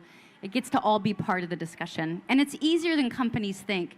It's little things like just leading a meeting with vulnerability, being like, you guys, I got pummeled last night. You know, I was in a huge fight with a family member. So I'm going to be a little scattered, but we're going to get through this. Just that, just a leader leading with that, costs no money. It's showing up. It's creating a signal where your employees go, that's okay. You still got to get your job done. That's not the problem. We'll still get our job done, but we can do it acknowledging our humanity. That was a really long answer. I don't know if I helped. Well, yes, so Sachs Works is trying to solve for that, using pieces of Jules' curriculum, but also physical design. Because physical design of an office space makes a difference. I mean, even look at this stage. We were going to be inside, but because of COVID, we're out here. And I think we'll stay out here for years because this is so beautiful. And what is Sachs Works doing to create an intuitive design in programs and physically to make it more emotionally and mentally healthy? Well, I'll start with physically, and I think it's really interesting when you back up and think about it. We choose where we shop, we choose where we eat, we choose where we live, and we want all of those places to be beautiful. We don't like to go to places that are dark and dingy, but we've never asked that question in the workplace. We're just like, you show up and you sit in an uncomfortable chair, low ceilings with the popcorn, ceiling and the bad lighting, and just deal with it because, I don't know, work is supposed to be pain or something. But at Sachs Works, when we think about a physical space, we think, what does it mean to be able to walk into a place and have it feel like, what we hear over and over again is that it feels like a friend's really beautiful home. And like, that is a good place to spend your day. And so even that, I mean, it makes you happy. We have a smell that makes you happy. It's white pepperwood. And then we've really focused on light, biophilia, which is a very fancy word for plants. And then creating, and then at the same time, creating nooks where you can be private if you want to meditate, if you want to be alone, if you need to talk to your kids, which is me always, FaceTiming my children. And I think, all of those things come together to create a space that feels good to work in. And that should be our baseline. Space can be beautiful, even if it's meant for something serious. And I really love it. With the biophilia, we have plants all throughout our spaces. I mean, so many plants. When I got there, as the president of the company, I was like, how much does it cost to water these things? But it's okay, because it really promotes productivity, it keeps people happy, and all that stuff matters. And one last thing that we do on the physical side is we've created these hydroponic racks where we grow herbs and bok choy and lettuces, and every couple of weeks our members get to harvest them and take them home. And it is such a small thing, but it's very cool, and it makes you more connected to food, which is something we've all become so disconnected from, which is a big issue that we have with wellness in this country. So that's how we think about it in the physical side. And then on the mental side of well-being, you know, we really working with Jules' program and bringing in the option for our members and employees of the SACS and the HBC company to work with coaches. I think it's so nuts. Like, we are so into coaches for our kids who are doing sports, we're into coaches for SAT prep, but we don't think we need coaches as grown-ups, and we do. We need to continually be coached, to continually grow. And the coaching, you know, it really, in terms of thinking of how we can live better as people, how we can be better performers, how we can be more happy and more healthy, so we can show up in all areas of our life in a better way. And so that coaching is really amazing. The final thing that we do is we offer a lot of physical wellness as well. So we have gyms in our spaces, but then we also have something that I think is even more important than working out, which is the rest and the stretching part. And we work with an amazing partner called Body Squad that works to strengthen and lengthen your muscles by stretching.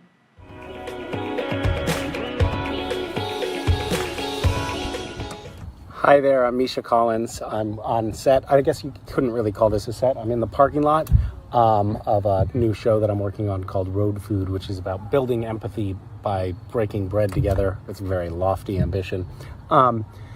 I want to thank Jewel for inviting me to be a part of this enterprise. We have both long had a passion for mental health and for poetry. We both have published poetry books, which is kind of cool. And we're also both, give me 1 second, guys. And we're also both incredibly successful musicians. Oh wait, no, just Jewel is. That's not me at all. Okay, I am going to share with you an unpublished poem of mine as a very relevant segue. The sun is so bright I can't see my computer screen. Into this next segment. This is called The Lake of Life. Last night, in bed in the dark, there were spells of quiet, long stretches when she'd say nothing, and I knew that she was crying. Her father died a year and a half ago. Waves of mourning still come, along with some regret. She said, but I feel like I know him better now that he's gone. When I fell asleep, I dreamt this poem. When you were swimming in the lake of life, you thrashed. Just to be clear, it's when I fell asleep, I dreamt the following poem. Here it comes. When you were swimming in the lake of life, you thrashed and kicked up your head. Your arms slapped the surface waves and water foam. But there's a calm and glassy stillness in the quiet of your death, and I can see far down below to the depths of you that I never knew to love. I think that might be the only poem that I ever dreamt the words to. Okay, we're going to continue with the story of love and loss and how one can turn the pain of losing a parent into potential for growth and a transformative moment. Of course, it is transformative. So this next talk is from the Wellness Experience by Kroger in 2019. Thanks for having me. Bye. Sorry for all of the ambient distractions. I had the pleasure of meeting with Rachel again. I've known her since she was little, a couple months ago.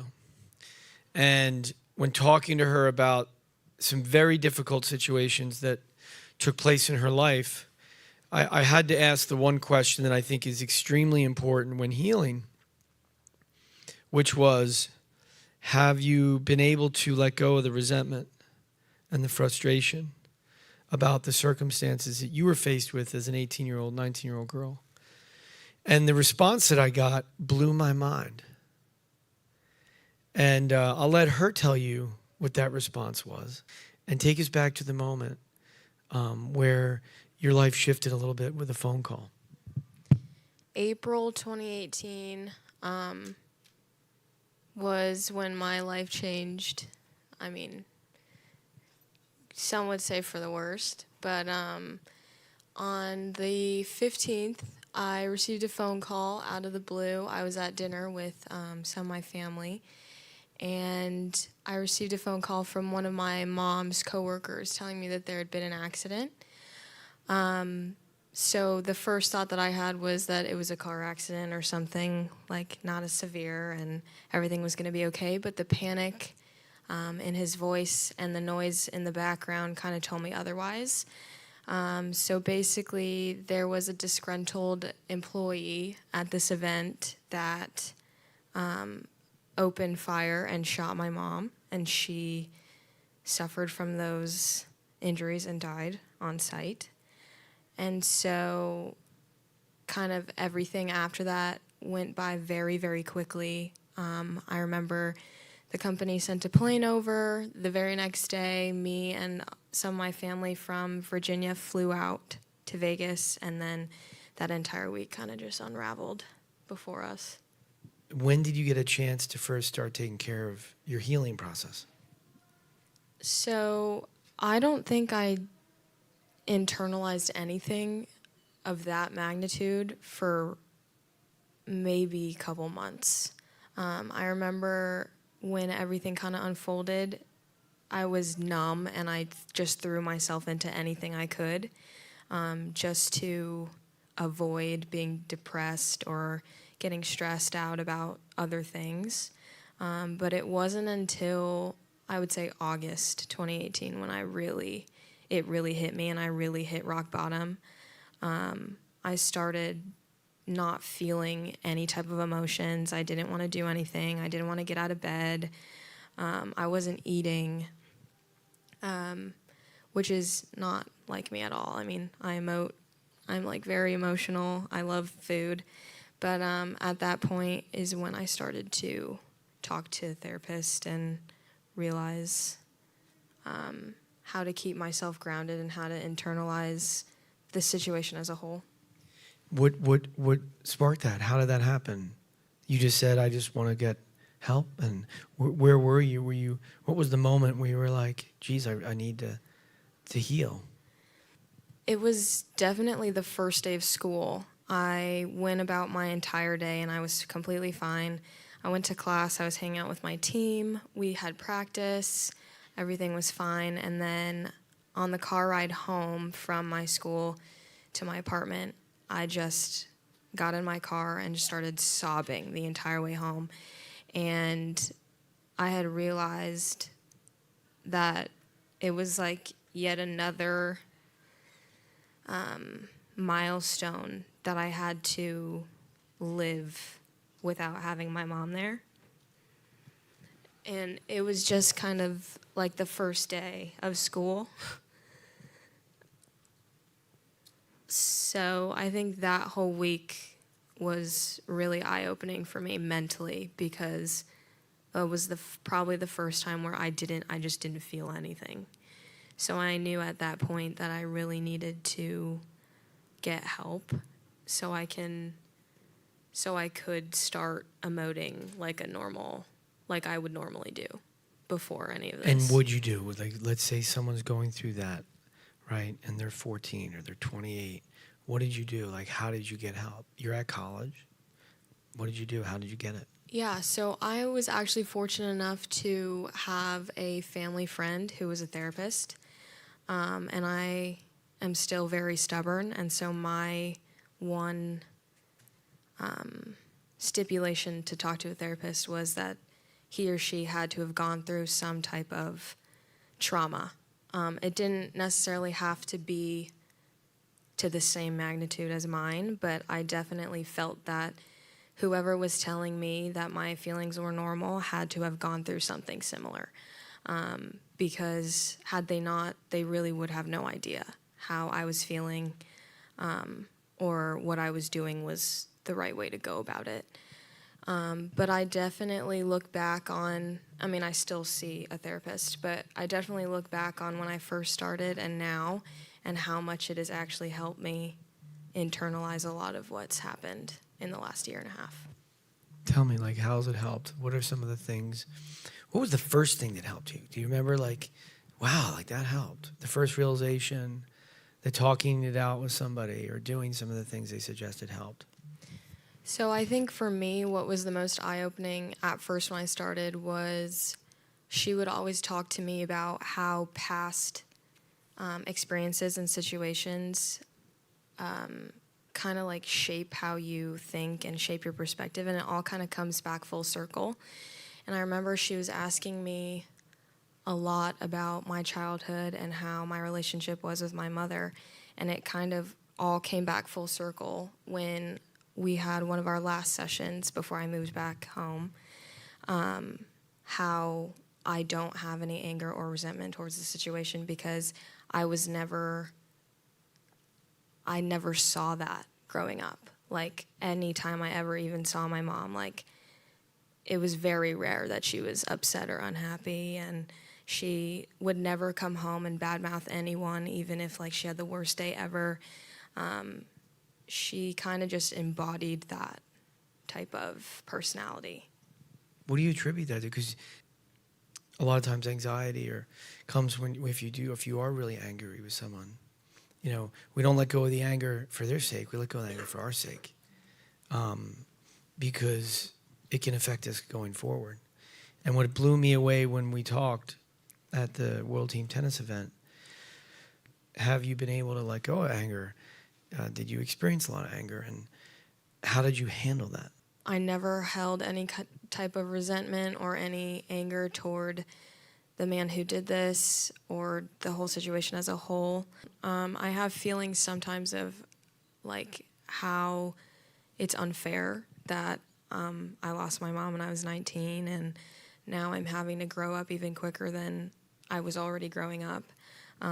But every now and then I always think to myself how everyone has their own issues and their own path that they have been chosen to take, and this is just mine. The wisdom and the love and the glimmer of light that you're tapping into is going to just rock people's world, and it's going to really have a major impact on people. Because if you can find love, they can find love. So thank you for bringing a lot of light into this room today. Thank you. And to this festival. Definitely my highlight.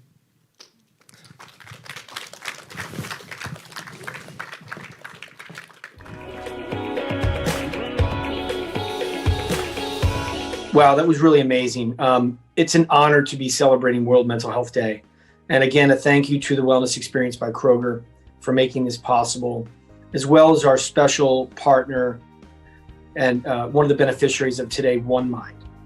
Their $500 million of research have really made it possible for a lot of the mental health breakthroughs and practices that we're lucky enough to have today. But there's so much more work to do. And we're really, really grateful for One Mind to be able to partner with Jewel and the Inspiring Children Foundation to be able to do that. And today I have one of our great alumni back, Cheryl Odell. She's in from Stanford. How you doing, Cheryl? I'm doing great. Let me bring in the sensei, otherwise known at Stanford as Dr. Stephen Murphy Shigematsu, an American-Japanese psychologist who has spent a career in human development, mindfulness, Asian wisdom, science, compassion, and responsibility. He's a speaker, he's a professor, he's an author. But most importantly, Professor, you truly are a sensei. So thank you for who you are and what you're doing, and welcome to our conversation. Thank you. I feel like if we're really open and mindful, and that what we really need in our lives will come to us. And that's what this meeting feels like, this very chance meeting. And but I've learned to trust in them. This morning I was thinking about why me. I think a lot of us ask the question, why do you want to talk with me? And then of all the people in the world who have so much knowledge, and then I thought, well, why not me? And then I thought, well, maybe neither question needs an answer. And what I really just want to do is to be me. And then this song came to me, I gotta be me, I gotta be me. What else can I be but what I am? I've wanna live, not merely survive. And I won't give up this dream of life that keeps me alive. As I'm singing this, I'm very self-conscious about the line that we draw in society between these very false lines of normal and abnormal, mentally ill and mentally healthy, well and sick. And the reality is we're all on a spectrum of all of these things, and that if we can really think of it in that way, we won't divide ourselves to the point in which we have to take some people away and isolate them from society. But instead we could be more accepting of all this great diversity of human behavior, and all feel like we're in this together to help each other and to really see the ways in which we are so connected as human beings. I think we can really intentionally create those kinds of community experiences in which people come together with a sense of openness and authenticity and vulnerability. And if you start there, then amazing things can happen. I agree with that 100%. I was just talking to Sydney yesterday, and I remember when she first came into our program and some of our other children, one of the most profound things I think we can do is let them know there's nothing wrong with them. They might have some challenges, but that doesn't mean they're innately flawed.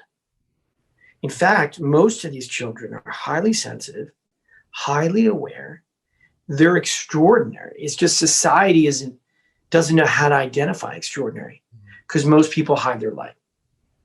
And when their light is wide open, it just looks different. Just like you sang, it was beautiful. Not everyone's walking around doing that. If they did, we'd have a better world, right? And Jewel had a song that I listened to in my 20s when I first started doing mindfulness, which was intuition. Follow your heart, your intuition. It will lead you in the right direction. Now, you talk about mindfulness in that way. Like, it's not just mindfulness. It's about following your heart, what you call heartfulness. Can you describe how you found heartfulness? Heartfulness comes from my Japanese heritage, and I purposely wore the kimono today to kind of use it as a prop to be able to talk about that. But it comes from really a very different cultural perspective on the mind and the heart and the soul and the spirit, and that I think in a Western sense we've really separated mind and body, mind and heart, and that in many East Asian languages, including Japanese, there's a very direct connection between the mind and the heart. And so the sense of I think I've been around a lot of universities, and that in these contexts that Cheryl and I are in right now, there's a great deal of emphasis on the brain and the mind, and what we can learn through that after my many years of experience is very limited. It's very important, but it's also limited. And what I'm bringing into this university context is something that exists in many other contexts outside of here, but I believe is necessary to complement the education that we offer, which is education of the heart. And it really leads us, I think, to a different place than if we just think of mindfulness as meditation, but if we see it instead as the basis for a whole deeper connection to ourselves, which will also lead to a deeper connection to others, and then to a deeper connection to something that we all feel the need to connect to, something beyond the human realm that we call God or nature or spirit, the great spirit. The other thing that we don't do in the university is we don't believe much in experience. If you experience something, then you know it's true. And so one thing I like to do is to say that we can read about something and say compassion is important, and we can hear somebody tell us compassion is important, but if we experience it, then we really know it's important. One thing I like to do, which is very hard in the Zoom context, but is to really we look into another person's eyes just for a moment and we say, I see you. And this is something that has a very deep cultural context, not only in East Asian culture and with the greeting, the namaste greeting that many people know, but also in South African Zulu culture, the words Sawubona and Ubuntu, which also have this sense of, I see you, I am here, and this is how we become human beings, by coming together. Well, I can say, I see you, Professor, and I see your presence, which is beautiful. I see you, and I am here. And Sensei, I see you, and I am here. It really does create a sense of awareness to just slow down for a second. I call it the deathbed perspective. Every time I saw my parents, and my father in particular, for the last 25 years, every moment I wanted to look at it as if this was the last time. And it created, a pretty big intensity. I guess that would be heartfulness, right? My heart was filled with his presence, knowing that physical presence might not be there one day. And I did want to look back and be like, when I was there, I was there. Like I didn't miss him. And when he did pass away, I was deeply grateful that I was with him. And I wasn't with him every day. I was only with him a couple times a year, but when I was with him, I was. How did you learn to integrate heartfulness into day-to-day living? I mean, a lot of people are moving fast. Integrating it into work was something that was difficult because my main work context is a university, which really doesn't value what I do as much as the value of put on science. And so it has been a struggle in that sense to bring my beliefs into a system that in which it's not prioritized. But I feel like the important thing is simply to see the human connection and to be able to speak the language that people are speaking. And so in this context of the university, it means speaking an academic language and to show that there are many forms of knowledge. And I think the universities are expanding in that sense of recognizing women's knowledge, indigenous knowledge. And that's true for mindfulness, that there's an evidence-based research basis for saying that if we do introduce this into schools, then it will help. It helps learning. And it helps people to stay in school. Many students tell me that that's how they are able to stay at the university, because of this attention to the things that mattered most to them. And so I think if we can speak the language of the people with whom we're working, then we can communicate and be understood that the importance of what we're doing in many different contexts. But yeah, thank you for asking. Thank you, sir. Bye-bye. See you soon. Wow, those were some amazing, thought-provoking, and incredible conversations. And that brings us to a wrap on today's summit. And it is time to begin the concert portion of this evening, featuring my friend Jewel, hey girl, kill it tonight, Quinn 92, Hunter Hayes, and more. And remember, today is not only about giving mental health tools to the world, but also to support two foundations who are doing the work every day. One Mind and Jewel's Inspiring Children Foundation. So, to learn more or to donate, click the donate button below or go to thewellnessexperience.com. And if I could just give one tidbit of advice for anyone out there who has a brain like mine that spirals out of control and gets very obsessed with one thing over and over again, my big trick when my mind goes to that place is to help someone else. Kicks me out of that self-shame obsession spiral. And also, forgive yourself. Be kinder to yourself for being a human being, because that's exactly what we are, human beings. Fabulous ones, at that. Now I'm passing it on to Summer McKean, who's hosting today's concert. Bye, everybody.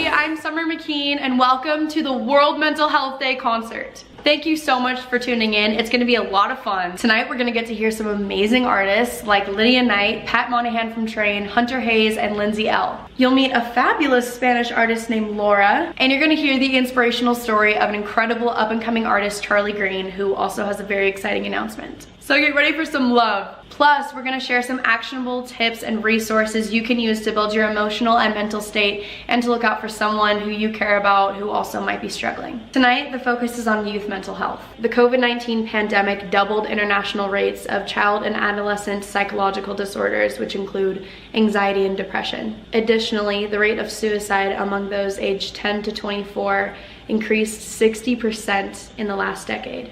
So tonight, we're raising awareness and funds for two incredible nonprofits that have been taking these issues on for 2 decades. One Mind and Jules Inspiring Children Foundation. They're announcing a partnership tonight that will lead the way in ensuring every kid that needs mental health care has access to mental health care that really works. And there's a role for you to play too. Click the link in the description or go to wellness-experience.com. We'll talk more about this all night. But to kick things off, I want to turn the time over now to somebody very special. She's the founder of World Mental Health Day's Summit and Concert, a New York Times best-selling author, Grammy-nominated singer-songwriter, and our own mental health expert, Jewel. For over 20 years, Jewel has been helping herself and others strengthen their mental health, especially through her Inspiring Children Foundation. Take it away, Jewel. Hi, it's Jewel. Youth mental health has always been important to me. Through my Inspiring Children Foundation, I've been working with children for over 20 years. And I am honored to announce today that my foundation and I are partnering with One Mind. One Mind is the world's preeminent facilitator of funding for mental health research.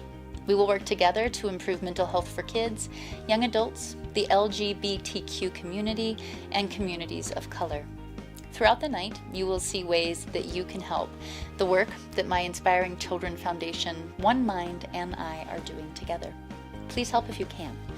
Especially honored to be working with One Mind's president, Brandon Staglin, because we both have lived experiences in common. Brandon, thank you so much for joining me tonight. I'm a huge fan of Jewel's work in both music and mental health advocacy. Her honest, poignant storytelling has helped to heal and inspire me over many, many years. For both Jewel and me, our lived experience is the basis for our work in mental health. This is why I'm proud to say that One Mind is partnered with Jewel and Inspiring Children Foundation. One Mind was founded 27 years ago by my family, inspired by our shared struggle with my schizophrenia, depression, and suicidal thoughts when I was 18.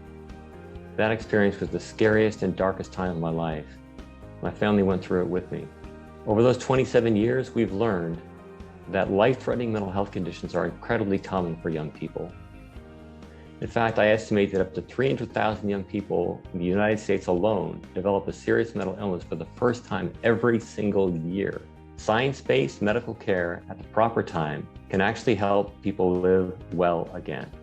And this is what I experienced. And since our founding, One Mind has championed innovations for early intervention that have helped tens of thousands of young people to live full and fulfilling lives again. These programs emphasize cultural competency and continuous improvement in the care system and outcomes through science. Now, these care programs interact with young people and their families in over a dozen languages. Due to stigma, inertia in the mental health care system, and slow growth in funding nationwide, I estimate that only about 10% of young people, though, can actually access this gold standard of care. And Black and Hispanic communities have even lower care access. Now we've set ambitious goals to raise early care access and mental health recovery. But we can't do it alone. This is why I'm proud to say that One Mind is partnered with Jewel and the ICF to drive toward these ambitious goals. And we'd be more than proud to partner with you. Please donate today. Your contribution will help at-risk youth flip their scripts, experience healing, and live to their fullest potential. Thank you. Brandon, I could not ask for a better partner than One Mind. I can't wait to share all that we have planned in the upcoming months. Inspiring Children and One Mind are doing amazing work in the battle against youth mental illness. You can learn more about them by clicking the link below or going to our webpage, wellness-experience.com. Tonight, we are raising money to help continue the work they're embarking on together. So check out the link, go to the website, help however you can. Okay, this is a concert. We do need music. Thankfully, we have Quinn92 to give us some. So, Quinn, you're up. What's up, guys? I'm Quinn92. Two songs that I would like to introduce to you are Another Day in Paradise and Straight Jacket. The first one, Another Day in Paradise, I wrote this song a few years ago with my best friend, A-OK.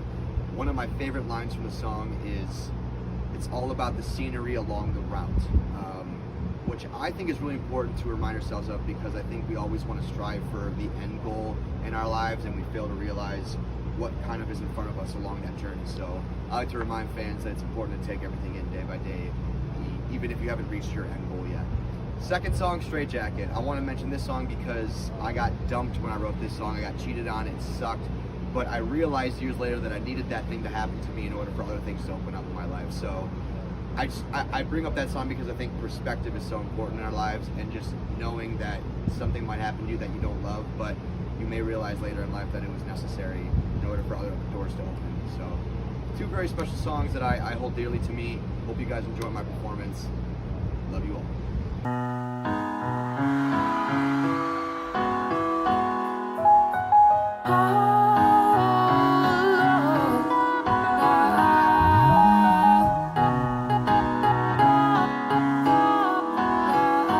Hands up! Hey, hey, hey, hey, let's go! Her body's cold like September. She burns through the night like an ember. And all those things we try forgetting, I remember. But we said we all fine, we all fine. Sunny daydreams and we up and down. Vodka lemonade, I serve it up, it goes down. 75 degrees in the door sound. All you need to live fine, to live fine. Take a little more if you need it. Voices of the night won't mislead it. Time pulls me in and it takes a load. Keys to the night, we let go. And I'm running cause I figured out it's all about the scenery along the route. No fears and no problems. These moments are so kind, they're so kind.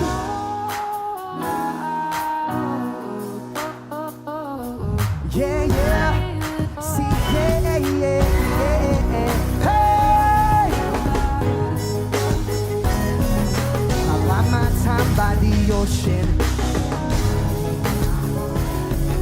to feel the weight of your motion. And I want something that's feeling alright. Loose cannon, but still it won't fight. No need to leave, spend our whole life. Oh yeah, yeah, I'll be going to November, going through the letters that I sent her, and thinking about the moment that I met her. Well, I'll be back in due time, in due time. Touchdown, throw up my own two shoes. Still the same city I've been used to, and all the reckless things that we do keep us young. They're good signs, they're good signs. Take a little more if you need it. Voices of the night won't mislead it. The time pulls me in, but it takes a lot. Here's to the nights we let go.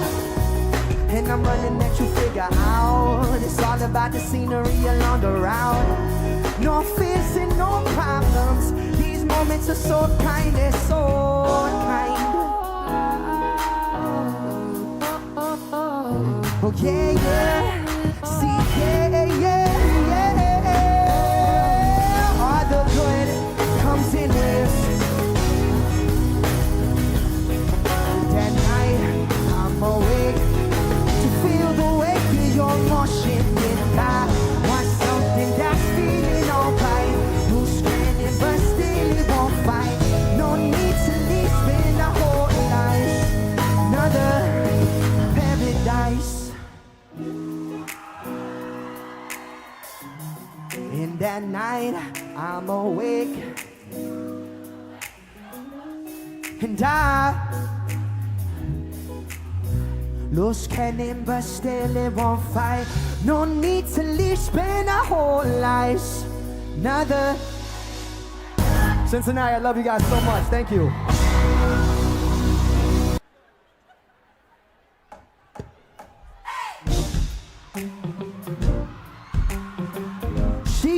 she's a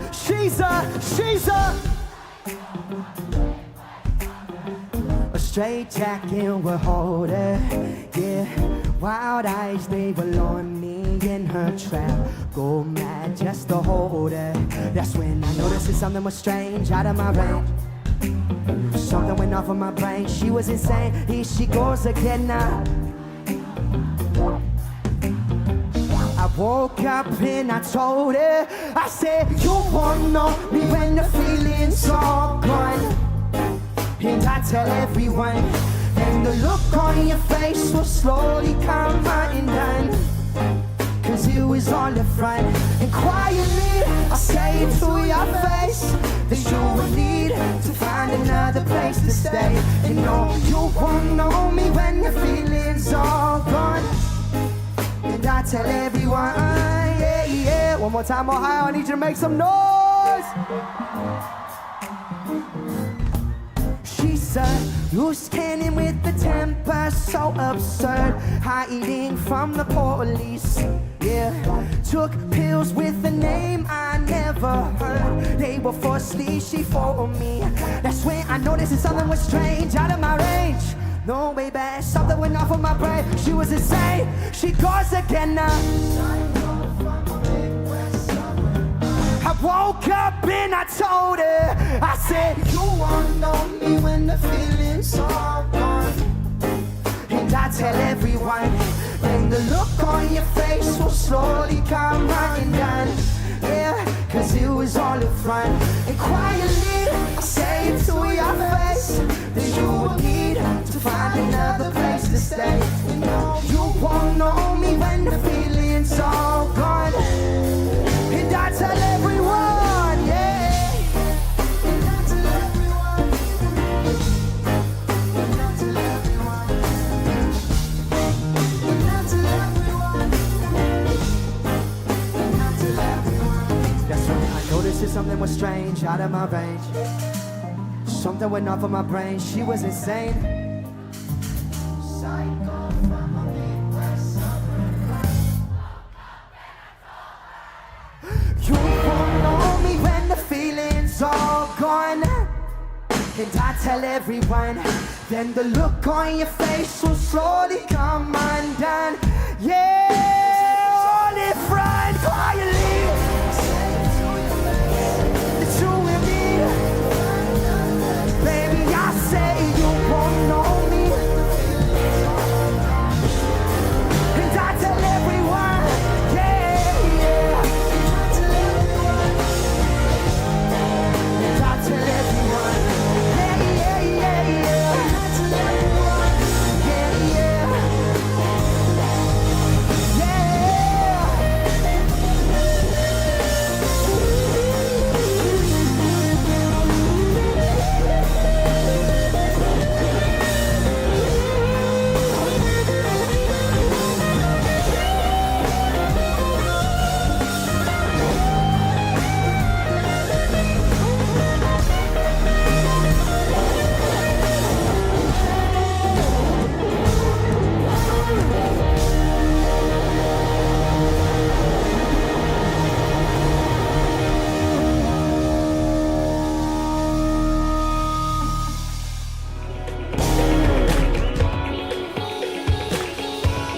Lindsay L. has spent the pandemic writing and putting out an album called Heart Theory, which is about the 7 stages of grief. Here she is to give us some of her thoughts and some of her music. Hey everyone, it's Lindsay L here. I'm so glad Jewel asked me to be a part of this evening. We need to really look out for everyone's mental health right now, especially the mental health for our kids and teens. Between virtual school and not being able to see friends and play sports or even know what the next month holds, let alone a year holds, it's just really important for us to wrap our arms around them. I'm so glad we're fighting for universal access to mental health care tonight, and that we're fighting for more research for funding. I just think it's so, so important. So I hope you guys are staying safe out there and connecting with each other, and I hope you enjoy this song. Have a great evening.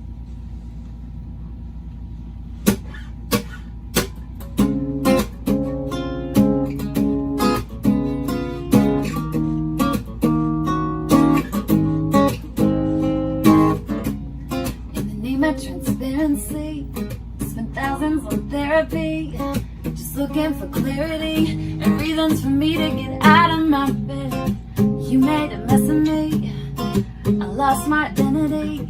But when you went and broke up with me, I thought I would never feel normal again. You losing you is hell, but I'm thankful for it now, because I found myself on the other side of lonely, the other side of sad. Turns out life without you ain't really all that bad. I thought I'd never get here, I thought I'd never make it through, but damn it feels good, damn it feels good on the other side of you. Yeah, on the other side of you.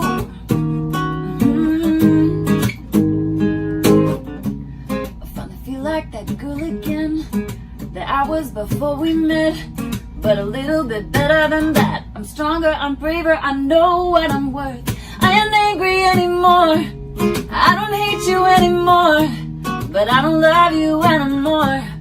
On the other side of lonely, the other side of sad. Turns out life without you ain't really all that bad. Thought I'd never get here, thought I'd never make it through, but damn it feels good, damn it feels good on the other side of you. On the other side of you.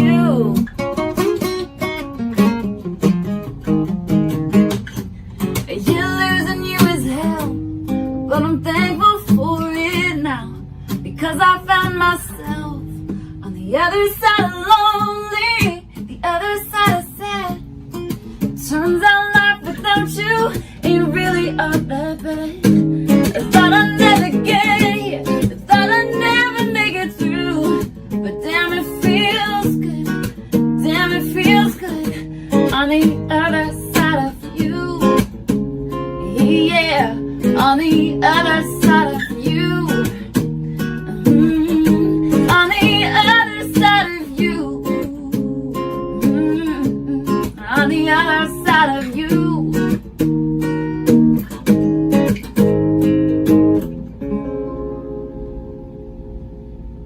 Thank you so much, Lindsay. She is incredible and so inspiring. Speaking of inspiration, I want to introduce to you the story of Charlie Green. He is a YouTube sensation who goes by the handle CG5. He has almost 3 million subscribers on YouTube, and his music has been streamed, get this, over 900 million times. He realized early on that he is neurodivergent, and he has suffered from anxiety for most of his life as a result. He uses music as a form of therapy, which I think is really beautiful. Here's his story. Oh, hey! I'm Charlie, otherwise known as CG5. You know what? I got something special to show you. There has been a murder. Let's get to work. When I was a kid, I showed a lot of the common signs of autism. I did things repetitively, wandered off, and I repeated things that people said instead of using my own language. My mom says she was kind of in denial at first, but she got me the help that I needed. As a child and teen, I was kind of like oblivious to my differences. I really tried and failed miserably at this social game, and that caused my anxiety. My music and my family were my friends. Are we starting? Wait, are we like, we're starting? I've been holding out for this shoot, but I've been taking notes about like me and like the things that I go through when I'm at my worst, when I'm at my best. This is the kind of song that I don't usually write, but I've been working on this for a couple of weeks now, and now I'm finally actually getting into the music portion. I've been trying to understand, struggling hard just to connect. Music is the thing that has defined me for as long as I can remember. Like, I was stomping complicated rhythms as early as 2, and writing music at 5. As I said, when I didn't have friends, I had my music, and that has been the common language with the friends that I have now that are closest to me. it's really, really helped me to connect with the rest of the world in ways that I can understand, and in ways that you can understand me. When something sounds like really good to me, sometimes I freak out. So like maybe I can freak out at one point. That would be nice. I need to freak out. I need to freak out. I need to freak out. I need to freak out. In a good way, need to freak out, so I know what to say. I'm way too overwhelmed, but there's hardly no reason why. I'm way too overwhelmed, but there's hardly no reason why. Let me freak out, freak out. What? Ah! Sorry. I'm sorry. Let me freak out, right? Let me freak out in a good way. Need to freak out, so I know what to say. I'm way too overwhelmed. If I could give any advice to all of you out there today, it would be to find ways that you can connect with the world. And also, when you go through hard times, remember that you're never alone. And it's okay if you have to freak out sometimes.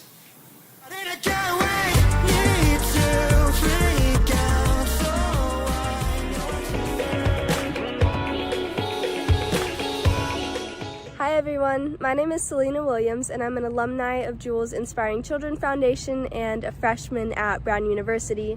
I'm really excited to be here with you all talking about mental health. As you know, it's been a very difficult year with the COVID pandemic. We've seen a 93% increase in people looking for help with anxiety and a 60% increase in depression.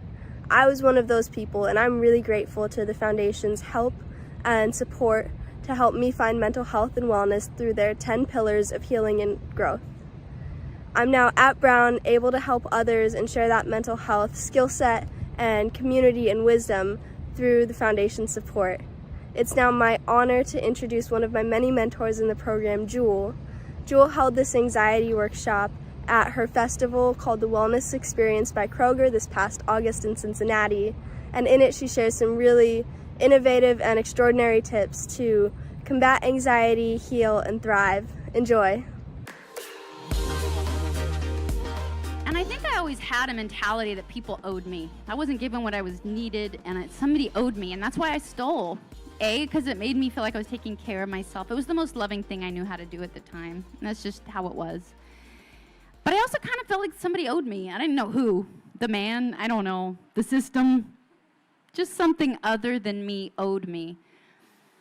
And that's a bad move. There's no power there. There's nothing you can do, because then you can just always think everybody owes you, and I didn't know how to. So when I looked in the mirror that day, I went, nobody owes me happiness. I owe myself happiness. Nobody's coming for me. I'm coming for me. And I stopped that day, not stealing. That took a while.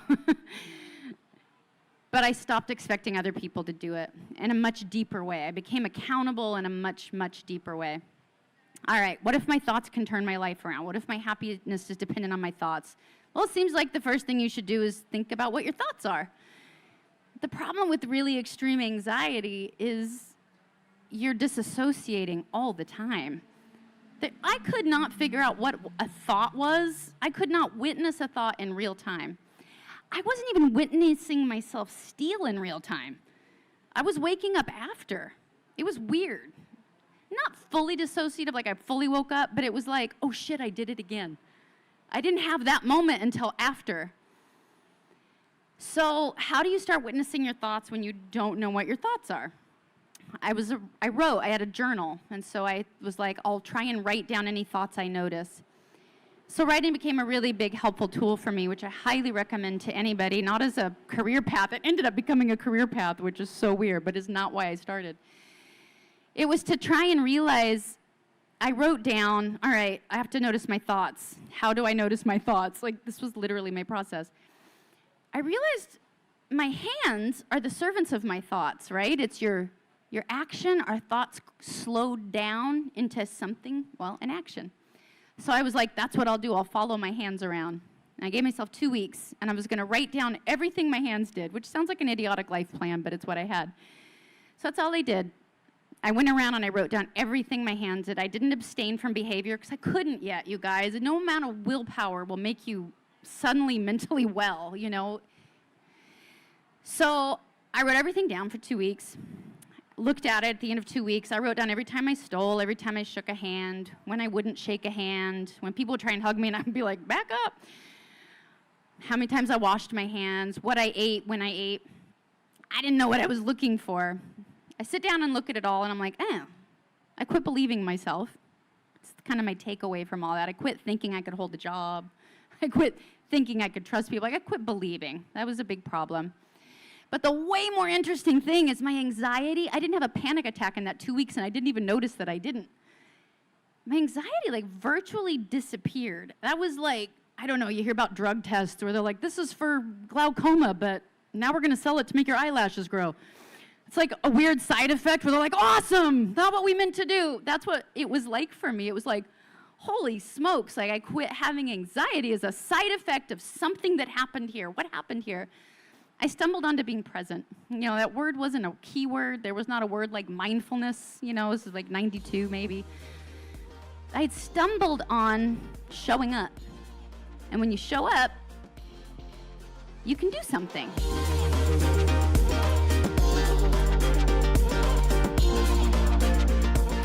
Jules' anxiety workshop was amazing. I feel like everyone is suffering right now, so every little bit of help we can get to learn to cope is awesome. You can watch the full workshop on the wellness-experience.com. While you're there, you can also learn more about One Mind and Jules Inspiring Children Foundation. Please be sure to donate whatever you can. We are going to get a world premiere of GC5's new song a little bit later in the broadcast, and he's contributing the proceeds from the song to the Inspiring Children Foundation and One Mind. How amazing is that? You can also donate by clicking the button below or going to the wellness-experience.com. His song and a full-length behind-the-scenes video will be up on his YouTube channel a little bit later this evening, so please check it out and tell your friends to check it out and tell your friends' friends to check it out too.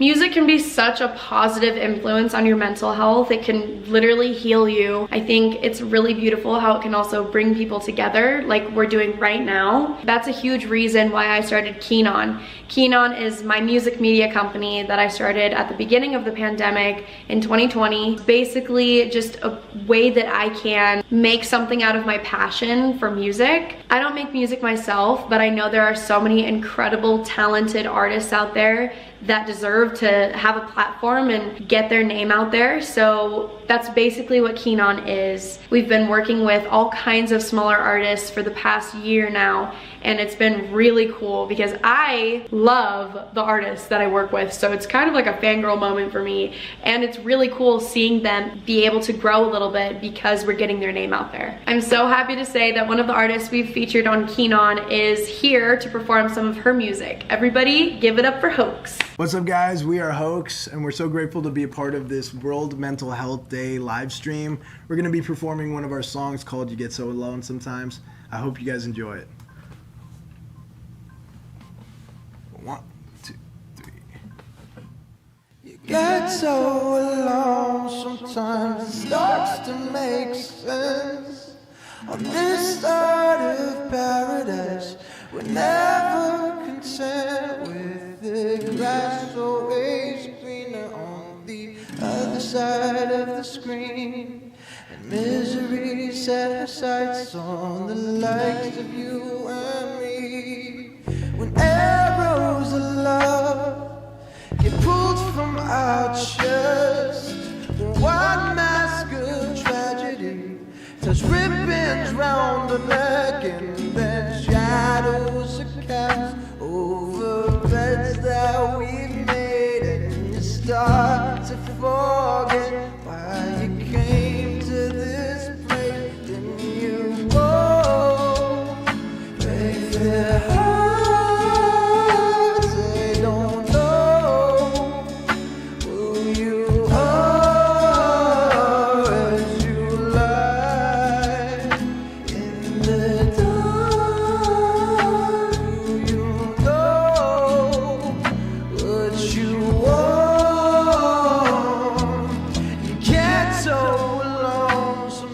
time you start to forget that this side of paradise won't happen again. And for reasons unknown, we were brought to this place until edge grows too old to just fight the good race. Then you go break their hearts.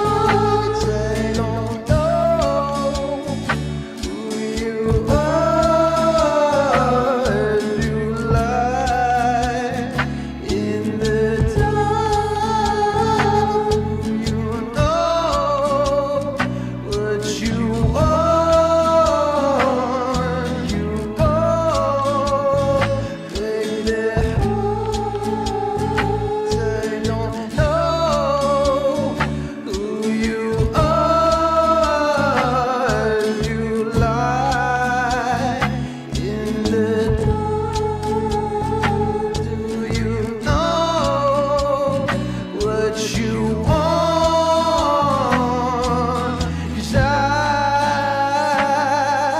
I don't know why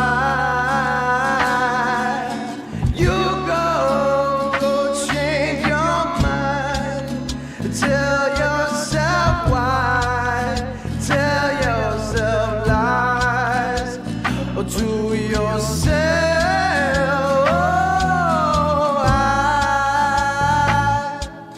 I don't know why you go change your mind. Tell yourself lies. Tell yourself why to yourself.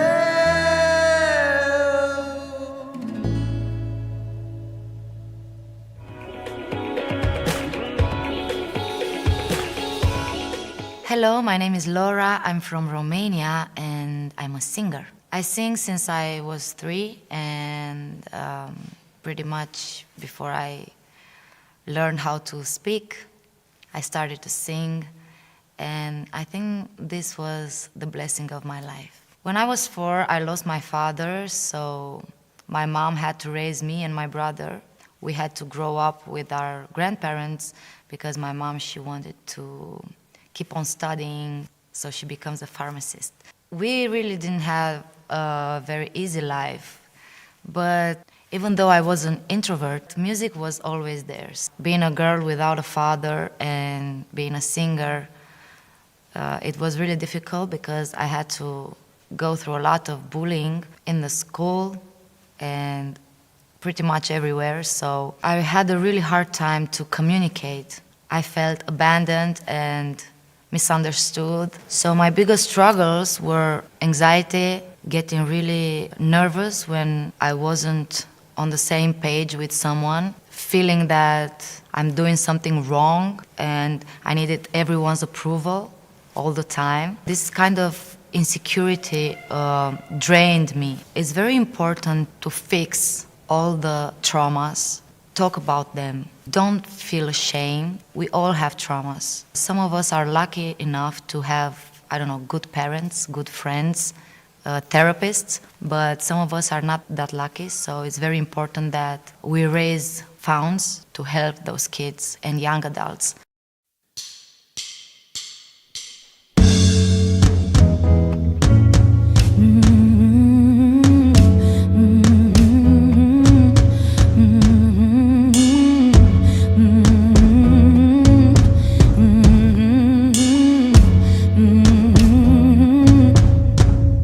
When the dirt creeps out, it's just like a thick gray cloud hovering over you now.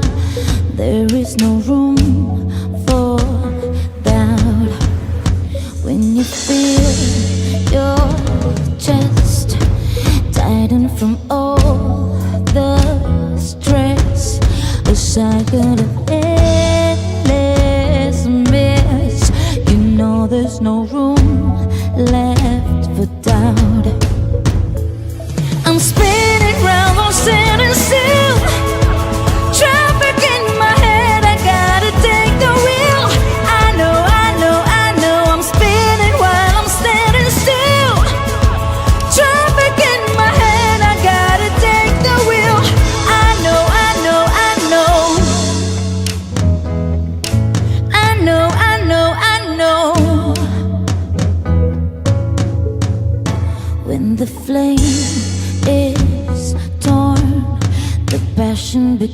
seems lukewarm.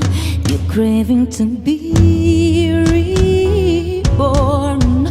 There is no room for doubt when you feel your chest tighten from all the stress, a cycle of endless mess. You know there's no room left for doubt.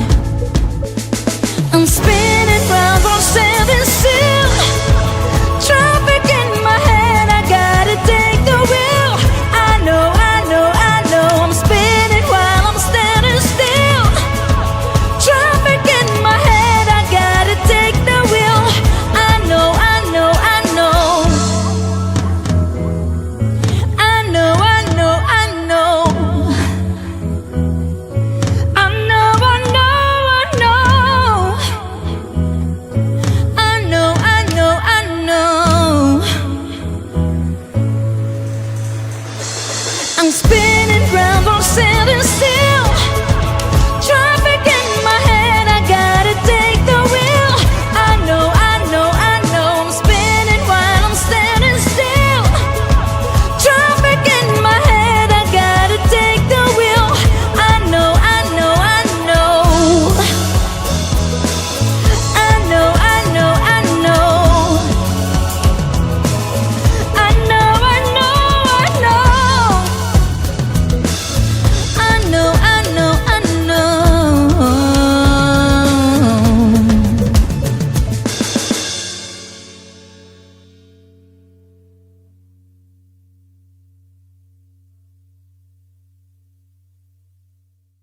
Hey everyone, Corey Mascara here with mindfulness.com. Here's a simple cognitive hack you can do to drop back into the present moment. I call it shifting your what ifs to what is. Now, so much of our stress and anxiety gets caused by the what if mind. What if this happens? What if that goes wrong? What if they don't like me? What if, what if, what if? Now, sometimes the what if mind can be important. It can help us prepare. But a lot of times it's just causing unnecessary stress and mental chatter that really creates a lot of angst in our system.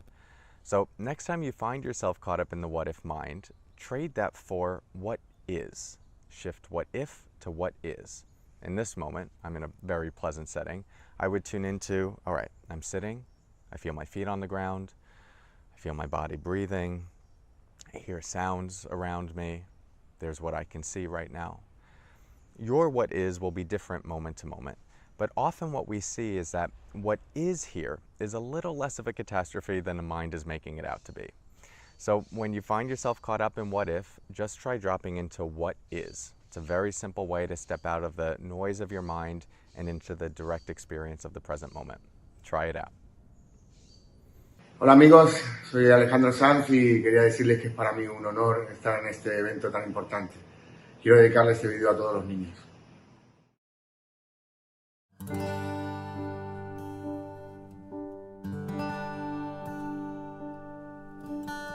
Soy el hijo de María y de Jesús, la de Alcalá y el de Algeciras. Yo el más pequeño de dos, mi hermano mayor de agosto, de diciembre 18 yo.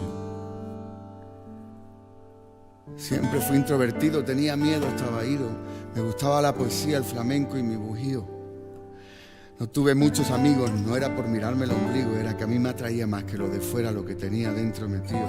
Jugaba a veces en el barrio por no parecer extraño, pero no encajaba bien con los malos que mandaban en el extrarradio. Siempre me vi rarito, me daba pena salir en clase. En la pizarra cualquiera me hacía chiquito al burlarse. Quería guitarra y son, pero en el pupitre al sol con mi compañero jugaba a ser el más vacilón.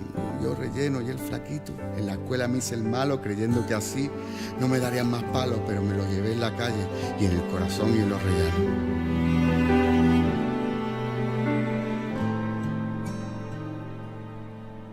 Quería guitarra y son, pero en el pupitre al sol, con mi compañero jugaba a ser el más vacilón.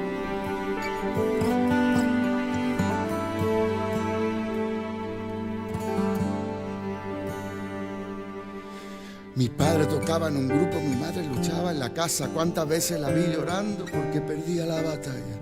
Y cuando estallaba su impotencia se me clavaba en el alma y en las costillas con aquellos gritos de plata. No me malentienda, mi madre fue salvavidas y mi padre, aunque faltaba, también peleaba la vida. No me gustaba el fútbol, le pedía ser el portero en mi escenario imaginario, siempre ganaba 6-0. Pasábamos malos tiempos, pero teníamos huevos para ganarle al miedo un pedacito de cielo.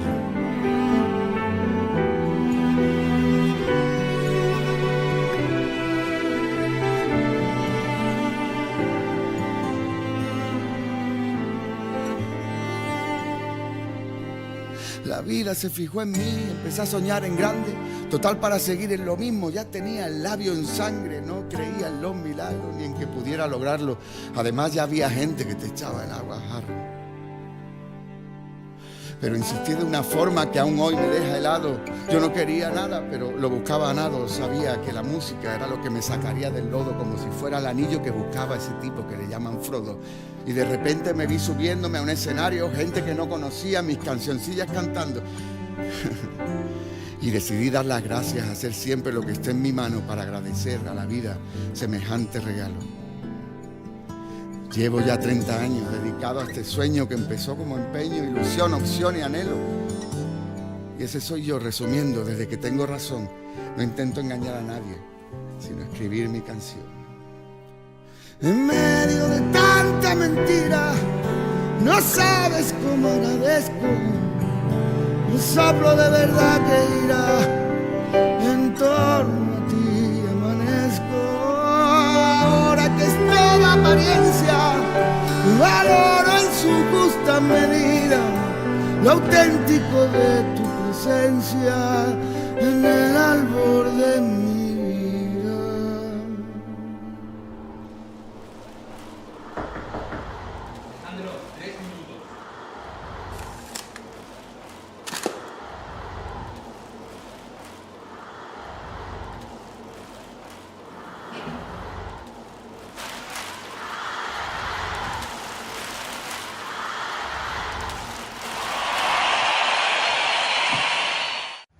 Hola amigos, soy Alejandro Sanz y quería decirles que es un honor para mí estar en este evento y quería agradecerles especialmente a Inspiring Children Foundation y a One Mind por ser tan inspiradores y por llenarnos de paz. Les mando un abrazo enorme y muchísimas gracias. Cuídense mucho. Well, hi, it's me again, Summer McKean, and you're watching the World Mental Health Day concert, benefiting Jules Inspiring Children Foundation and One Mind. Please don't forget to click the link below to learn more about these amazing organizations. We're focusing on youth mental health, and our goal is to reach universal access to more effective treatment for mental illness for every kid and young adult. Give what you can, and please get involved. There's a donate button right down there, or you can go to thewellness-experience.com. So how are we doing? Do we want more music? Good, because we've got Cassidy Pope and she's gonna give us some amazing music right now. Hey, I'm Cassidy Pope. This is my dog Cuppy trying to steal the show. Thank you, Jewel, for having me be a part of your World Mental Health Day concert. It means so much. I so wish I could have been there for the Kroger Wellness Experience, but it looked and sounded amazing. Mental health has been so important to me, especially since 2017 when I started going to therapy. A lot of things from my childhood started to come to a head. I realized there were a lot of things holding me back, abandonment issues, self-worth issues, and it really was an amazing experience to work through all of that. I still am. I think we're all a work in progress. The more we come to terms with that, the better we are for it. So writing this record that's called Thrive, was also kind of therapeutic. I wrote it the whole time during quarantine last year, and it really helped me through some tough times.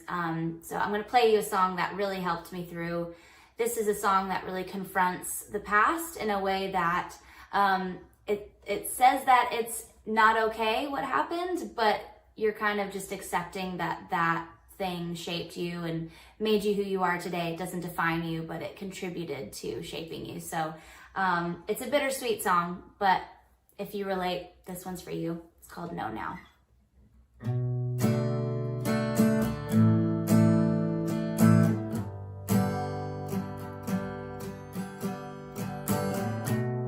If you really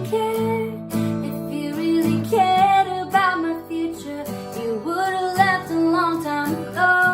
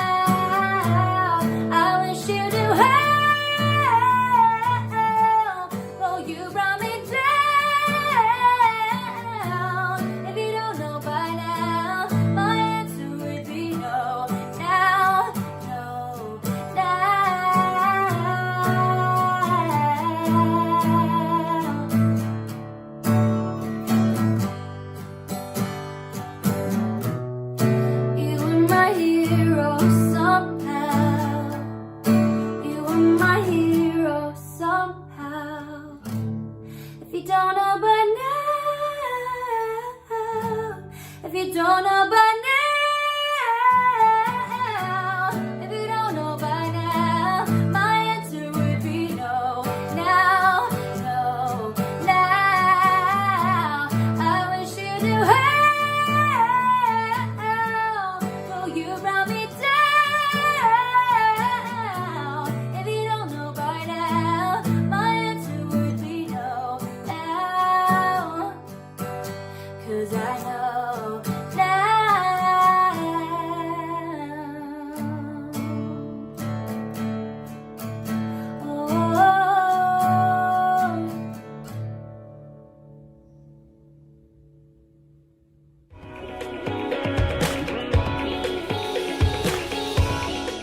Only a small percentage of those needing mental health care receive it, and this is even more true in BIPOC communities. To tell us more about mental health in the BIPOC communities, here's Gloria Walker with NAMI Cincinnati and my friend Ryan Wolfington with Jules Inspiring Children Foundation. How you doing, everybody? My name is Ryan Wolfington. Gloria is the executive director of a NAMI affiliate in Cincinnati. They are a partner of our wellness festival there with Kroger. I know when we spoke last year, you had explained that your experience was that people of color were not being given the same type of mental health resources as other communities. Can you talk a little bit about what that education looks like and what you've done to destigmatize it in the Black community? Okay, so one of the first things that we do is to offer support to those people who are going through these various challenges with their mental health. We offer support to them, we offer support to their families, but we also do the NAMI evidence-based practice, the family-to-family training. It's an 8-week class. We're going to be doing it online now. Helping family members and others to understand about mental illness. Here's another stat. Approximately 30% of African American adults with mental illness receive treatment each year. That means 70% don't receive treatment. And what's interesting to me on that is, okay, 30% get treatment, and then the average is 43%. That means 70% of people aren't getting treatment. African Americans end up getting their first treatment or their introduction to a mental health system in an emergency, at the emergency room, in the hospital, not along the lines of when they're growing up and taking, appointments with the doctor and that kind of thing. And from that emergency room, then they enter the treatment system. And then from that, they can get treatment. It's a difficult system, but if somebody's out there advocating for them, they can make sure they get treatment and the services that are needed. What are some of the most important things you think we need to do as a society to make mental health more accessible and to heal this mental health epidemic, not only in communities of color, but in the country as a whole? What would be your 1, 2, 3 most important things you think we should do?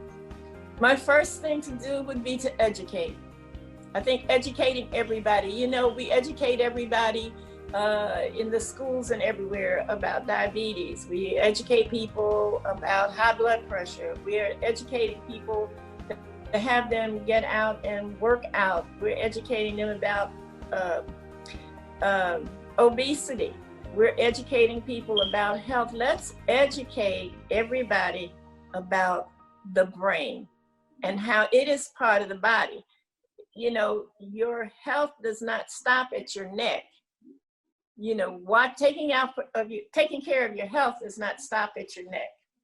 I would say the next thing would be access to information. I just believe that when people know what's at stake, they will make good decisions if they know what can happen. And then the third thing, I would think treatment and services available to everybody. everybody can't just call a psychiatrist, because we don't have enough of them. And in the Black community, people want to go to people who look like them, understand their culture, understand what they're going through. People want that, but we don't have a system in place that can put that treatment and services, not just for Black people, but for everybody in the community.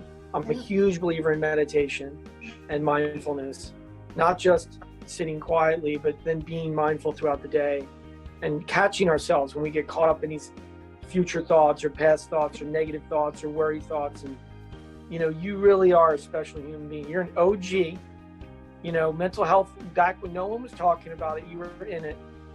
And so were we. And we're glad that now it's getting the attention that it deserves. And we're with you all the way. And we hope to see you soon. Thank you. Thank you guys for everything that you're doing.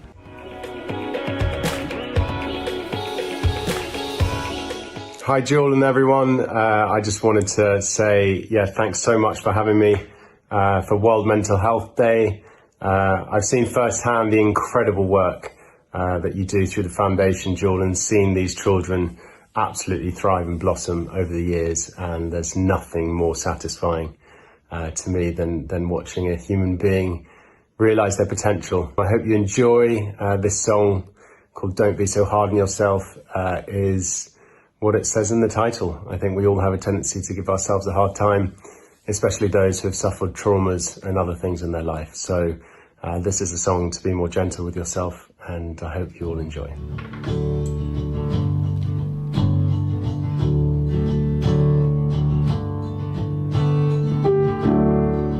You're scared of falling, but you can't always win. 'Cause we're just broken pieces, together we fix. So burn all you have, 'cause I know what you need. Leave the past in the past. Come take a walk with me. Don't be so hard on yourself. It's not your fault you've been through hell. You're covered in kindness from angels who fell. So don't be so hard. So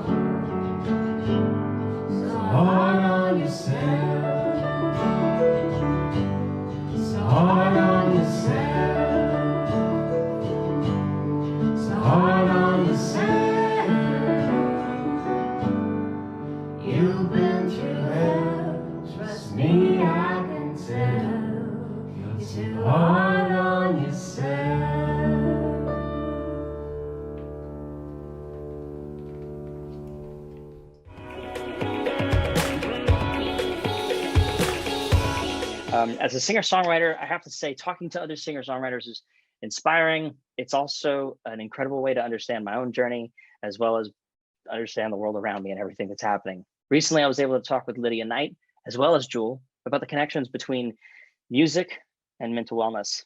Lydia was also kind enough to share a very personal song, and I want you to check all of it out right now.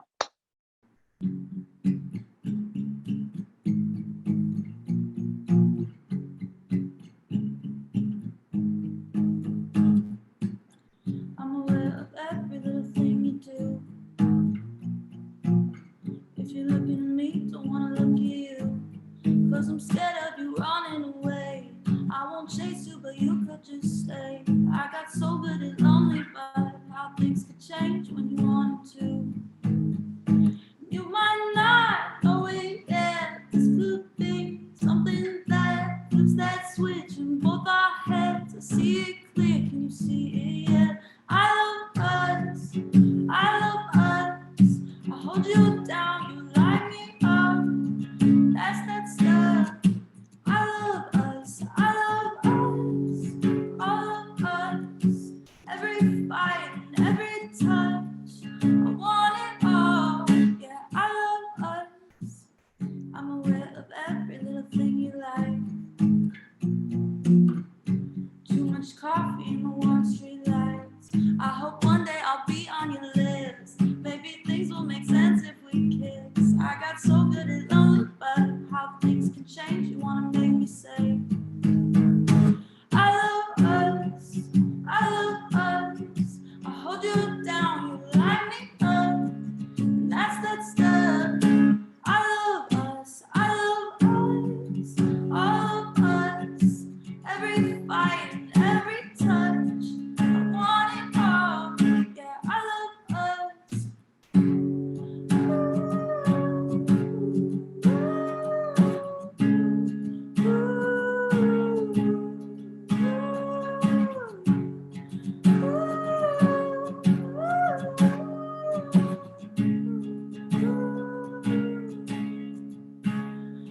Might not know it yet. This could be something that flips that switch in both our heads. I see it clear. I love us, I love us. I hold you down, you light me up. That's that stuff. I love us, I love us, all of us. Every fight and every touch, want it all. Yeah, I love us.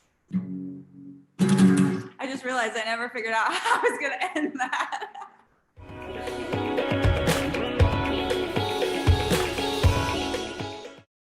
We all have a number story, and I had the pleasure of mentoring this young woman, Cheryl, who is in our Youth Foundation Inspiring Children, where we help people heal from trauma. This is her story and a beautiful poem she wrote.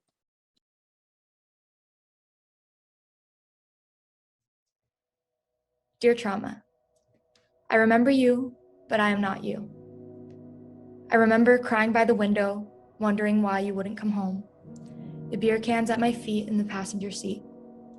Door slamming, things crashing, voices running rampant. The pain in your eyes and cries fed into all my lies. I remember guilt, fear, sadness, and resentment. How those feelings used to dictate my every action. How those feelings consumed me until I no longer could see. Worthless, pointless, purposeless, my life seemed. And my escapes were still not ridding me of my pain. Freedom just felt so far away. I thought suicide was the only way. But little did I know that after that almost fatal day, my life would change in an extraordinary way. That day in the hospital, I can't quite explain. Something was sparked inside my soul. I knew I had it in me to grow. Realized these thoughts in my head all weren't true, that I had the power to choose, to let go, love, and push through. I stopped running away, and in stillness I stayed. Breathing in and out, I finally could see my thoughts were not me. All I had to do was simply breathe. With each next breath, I was often put to the test. All my pain would rise inside of me, and it would get difficult to breathe. In the beginning, I cried and cried and cried, but I carried on and tried and tried and tried. Coming back to my breath during times of distress, when everything in me wanted to hate, I refused to take the bait. In those moments, I'd say I healed the most, because I let love be my host. And now 6 years later, here I am today, free of all that old trauma and pain. Now it lives as an old memory. I actually think of it quite fondly. It gave me the chance to find the deepest kind of love so that I could rise above and figure out who I am by not living under my trauma's hand. Learn more about yours at numberstory.org. And to learn some exercises that Cheryl used to overcome her trauma and anxiety, you can go to jewelneverbroken.com.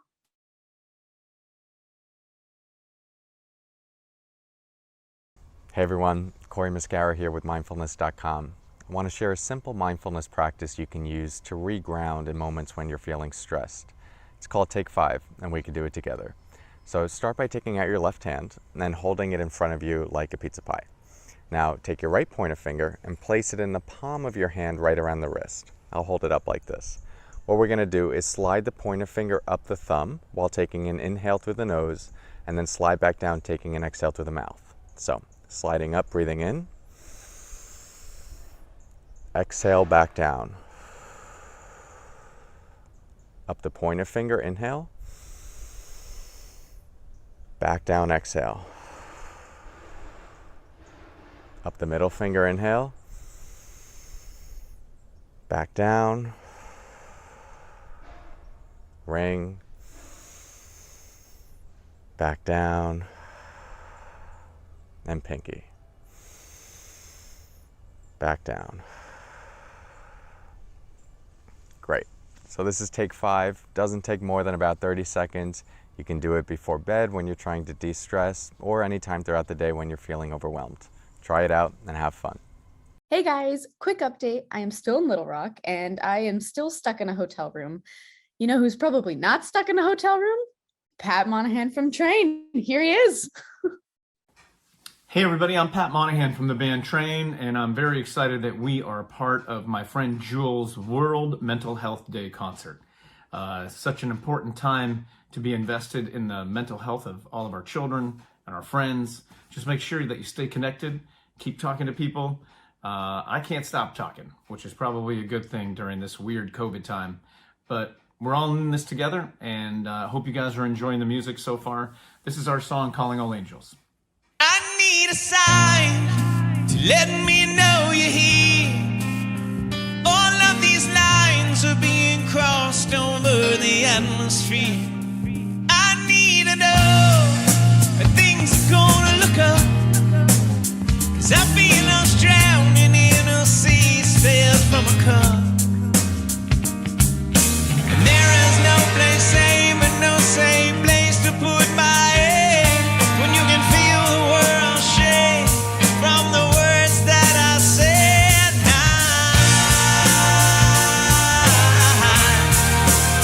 Calling all angels.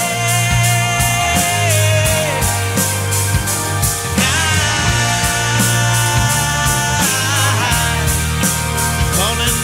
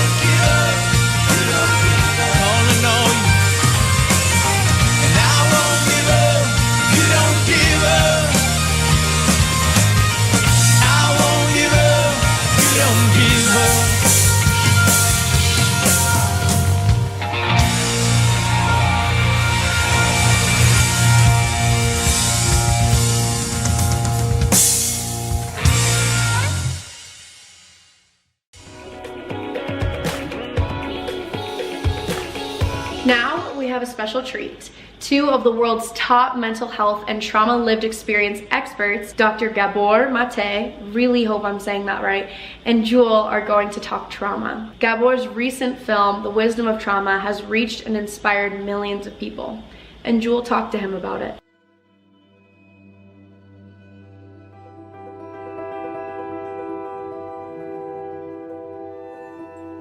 Of course, he wrote this very beautiful song, My Father's Daughter, which, I mean, in the video, you'll even show yourself yodeling along with your dad when you're, what, 4 or 5 years old.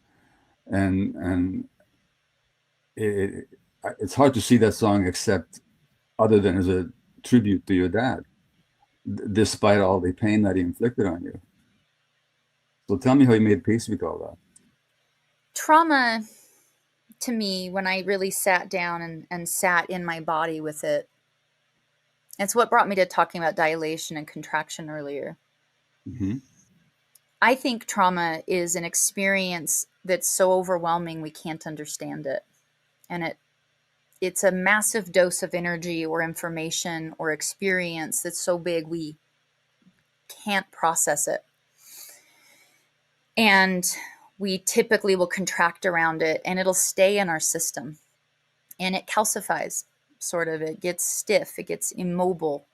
And Yes. then it begins to have all these interactions with our body chemistry, right?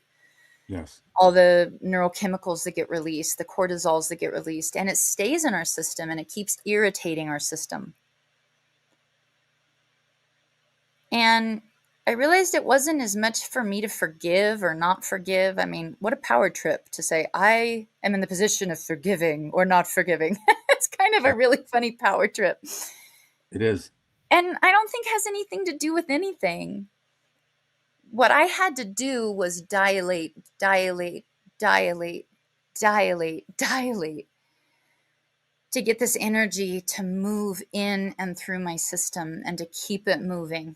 Yeah. And to soften and open and soften and open and soften and open until I could understand and let this experience move through me and not hang on to it. And any feeling that causes you to contract around it will interfere with you opening big enough to let that energy, that experience move through you. I was coming at my healing as if I was broken and I had to fix myself. And that's a really depressing thought. Because most of us go to therapy and go to therapists and go to doctors thinking something is wrong with us. Right. That we're inherently bad. We're defective. We're a misfit. Shame, when we have a failing sense of worth, where we tend to go to that at a young age is something must be wrong with me. Yes. Right? I misunderstood. My parents' neglect must have meant that something was wrong with me. Not that they just were incapable of loving me. But of course, I egoically, as children do, turned it into, I must be unlovable. Something must be wrong with me. And so a lot of us go to therapy with that. Can I interrupt you on that one just for a moment? Because I just want to offer a different take on that, which is that yes, we do that narcissistically, just as you say, but actually that has a protective purpose. It's an adaptation. Because which is more dangerous for the child to assume that there's something wrong with me that maybe I can fix it and work on it, or that my parents are incapable of loving me. Yeah. So even the belief that we're broken is a protective belief in some way. One of the things that I do talk about, but I want to ask you about, because you just touched upon it yourself, just about nature and indigenous wisdom in your own healing. Nature taught me how to be a human. It restored the naturalness to what had been sick in me. Everything I learned about rhythm, a concept like the impermanence of thought and feeling, it's something you could Google. I learned that by watching the tide. And that's not because I'm brilliant. It's because nature taught me. It's because I sat on a cliff long enough to watch the ocean go out. And in Alaska, it takes 6 hours and to come back in with big tides up there. And it dawned on me, nothing is permanent in all of this nature I'm seeing around me. What would make me so arrogant as to think I'm the only thing in all of nature that would stay the same forever? How funny. And so the feeling that I'm having isn't forever. I just have to sit and let the tide go out. And that was my mantra. Sometimes the tide's just out. It'll come back in. And that's why I never killed myself. I was in some really tough spots, but that one lesson I learned from nature, I knew that feeling would last forever. Not everybody had that experience from nature. Not everybody knew the natural rhythm to things. And so they think that thought and that feeling is permanent. And if you're going to feel that way the rest of your life, why on earth would you want to stay here? I get it. But I learned that from nature. Thank you, Gabor and Jewel.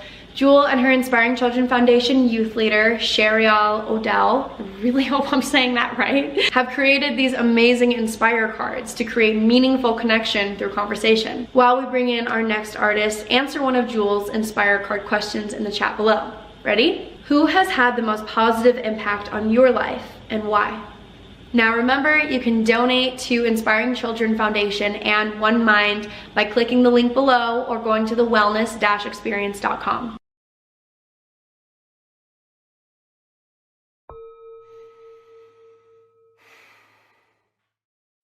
This organization is giving youth the tools to really become the best they can be in every area of life. The foundation saw me and saw my struggles and took me in. Our foundation is in dire need of support. We might be in a position where we're gonna have to turn people away. And what we're asking from you is $1 a day. We've never turned away anybody, and the last thing we wanna do is start now. So thank you for your support.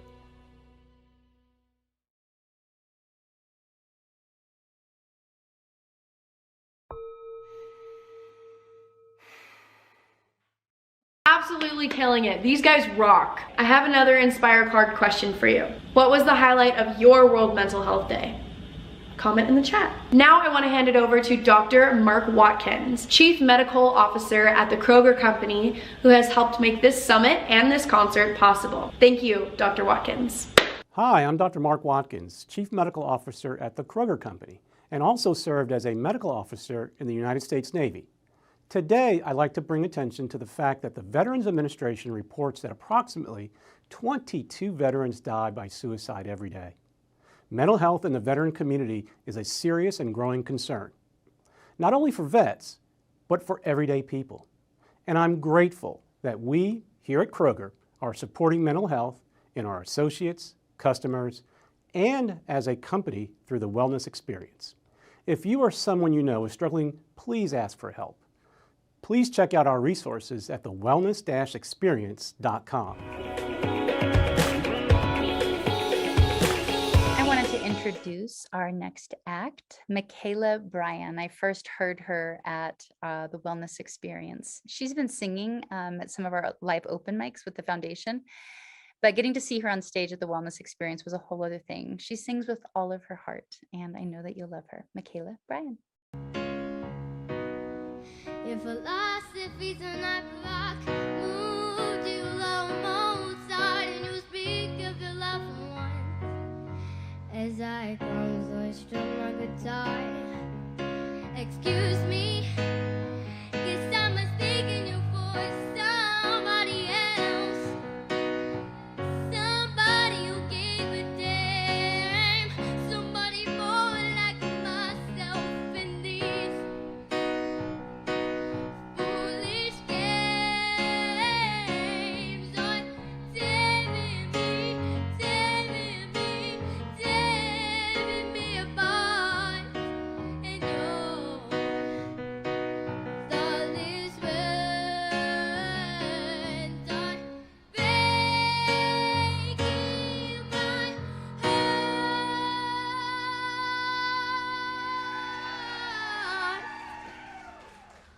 breaking my heart. You're breaking my heart.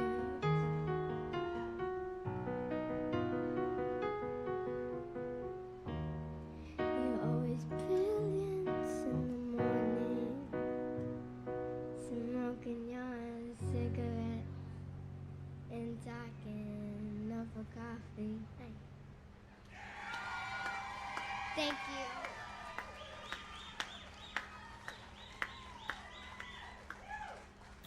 Hey guys, it's such an honor to be here tonight.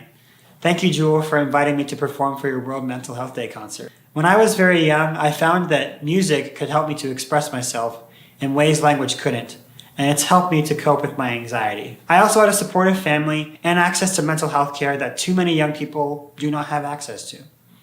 That is why I'm giving all the proceeds from the song I've written for tonight to Inspiring Children Foundation and One Mind. The work they are doing will help to give every kid the kind of support that I was so blessed to receive. I wrote a song specifically for tonight. It's called Freak Out. The song is about how when I write music and it all just comes together, I just freak out. But it's also about how sometimes I get really overwhelmed by my anxiety that I freak out a little bit. But if you listen to the lyrics, you will also hear a little bit about my own experiences and the thoughts that plague my mind at my most overwhelmed times. So here's the song. I hope you like it. Go watch the music video on my YouTube channel when it's out and stream the song wherever you can stream music. And if you can donate, please do. Thanks, and I hope you all had a wonderful World Mental Health Day. Enjoy.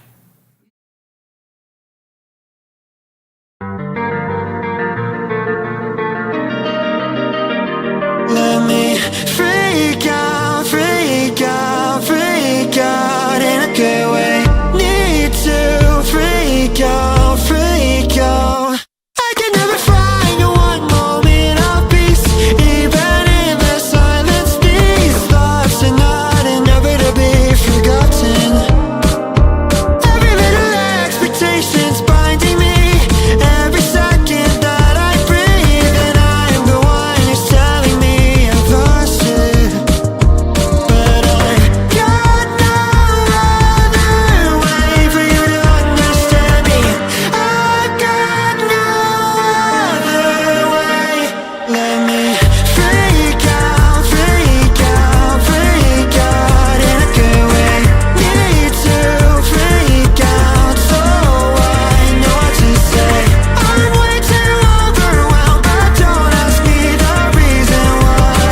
Let me freak out, freak out. Nothing wrong as they laughed at me, writing a song that no one will sing, perfecting my voice electronically. It's seen as a sin by the nobody. Gonna be the only one showing up to my own show. Fans are growing up, leaving me alone. Hate my song all you want, but why you gotta let everybody know? 'Cause I've got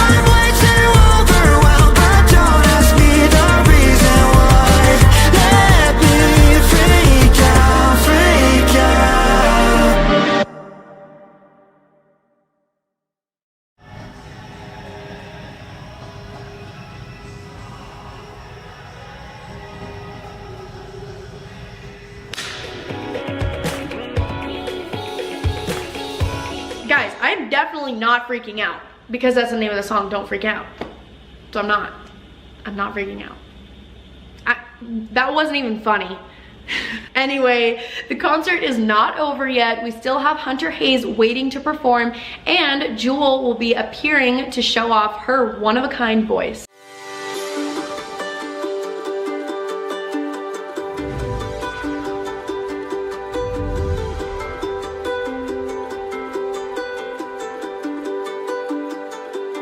I was a very happy-go-lucky kid. I was always playing sports and socializing. I had a lot of friends. I was pretty popular. And then my world pretty much overnight, unfortunately, came crashing down on me. I had insomnia, and then I had my psychotic break.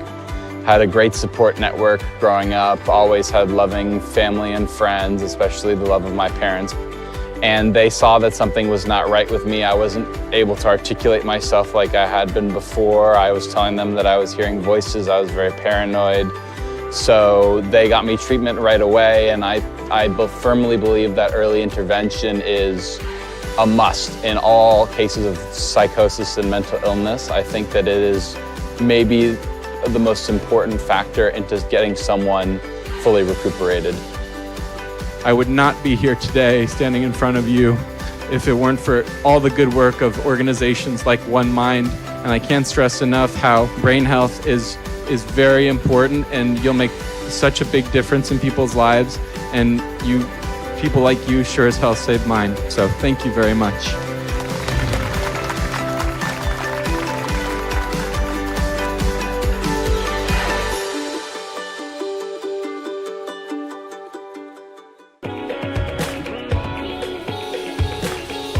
Hi friends, Hunter here again. Thanks again. Thanks for joining us. We appreciate you being here. We're glad to have you. And I want to share a song that changed my life in a lot of ways.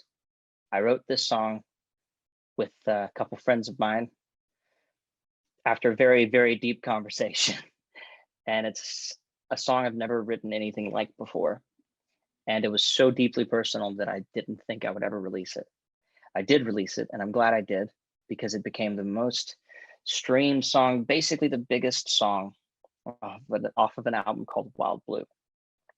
And what I learned from this song was the more I shared, the more other people felt like they could share. And there's no gift like that.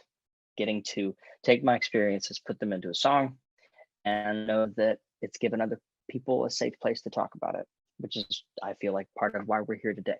So I just want to remind everybody out there, you are not alone. There are always places you can go, people that are thinking of you and there for you. And the last line in the song says, "Dear God, just remind me you don't mess up." I believe that he doesn't. I do think we're all made exactly how we're supposed to be as is. And while we're meant to grow and meant to change and evolve and et cetera, you are enough as is. So if you hear one thing from me tonight, I hope that's it. And I hope you like the song. It's called Dear God.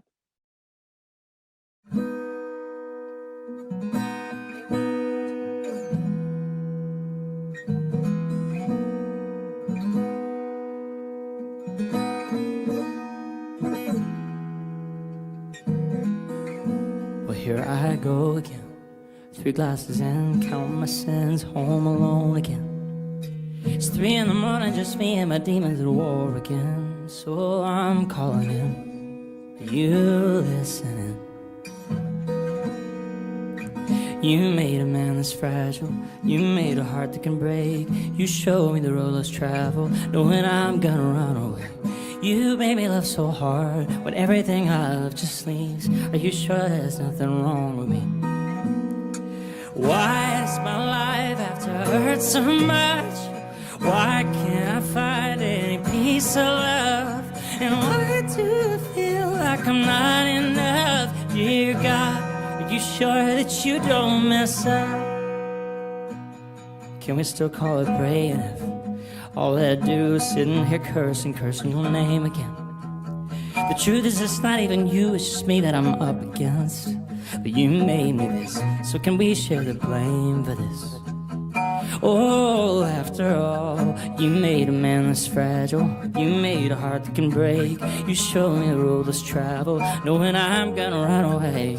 You make me love so hard, but everything I love just leaves.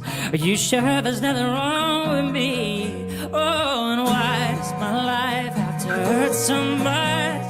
Why can't I find any peace or love? And why do I feel like I'm not enough? Dear God, are you sure that you don't mess up?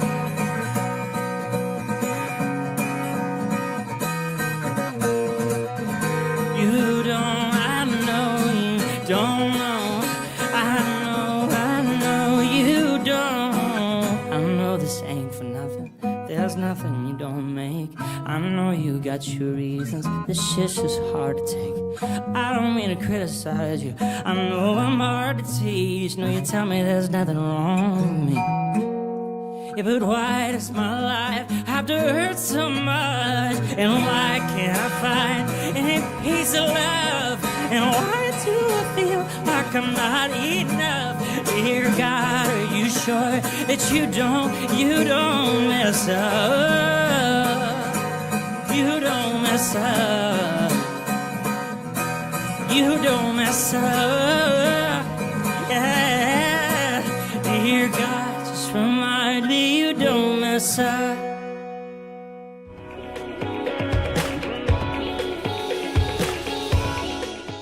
I was on my way with my sister to school. She was getting on to me about making us late. So we got into a little bit of an argument and it turned into a fight and started to call her names and pull up to the school. And I got out of the car and I slammed the car door shut on her. I had no idea that that would be the last time that I would see her. Columbine is a normal high school and a normal suburb. She knew that something bad was going to happen to her. She was so blunt. She'd say, I'm going to die young. She'd just say it just like that. She was very vocal about her premonition.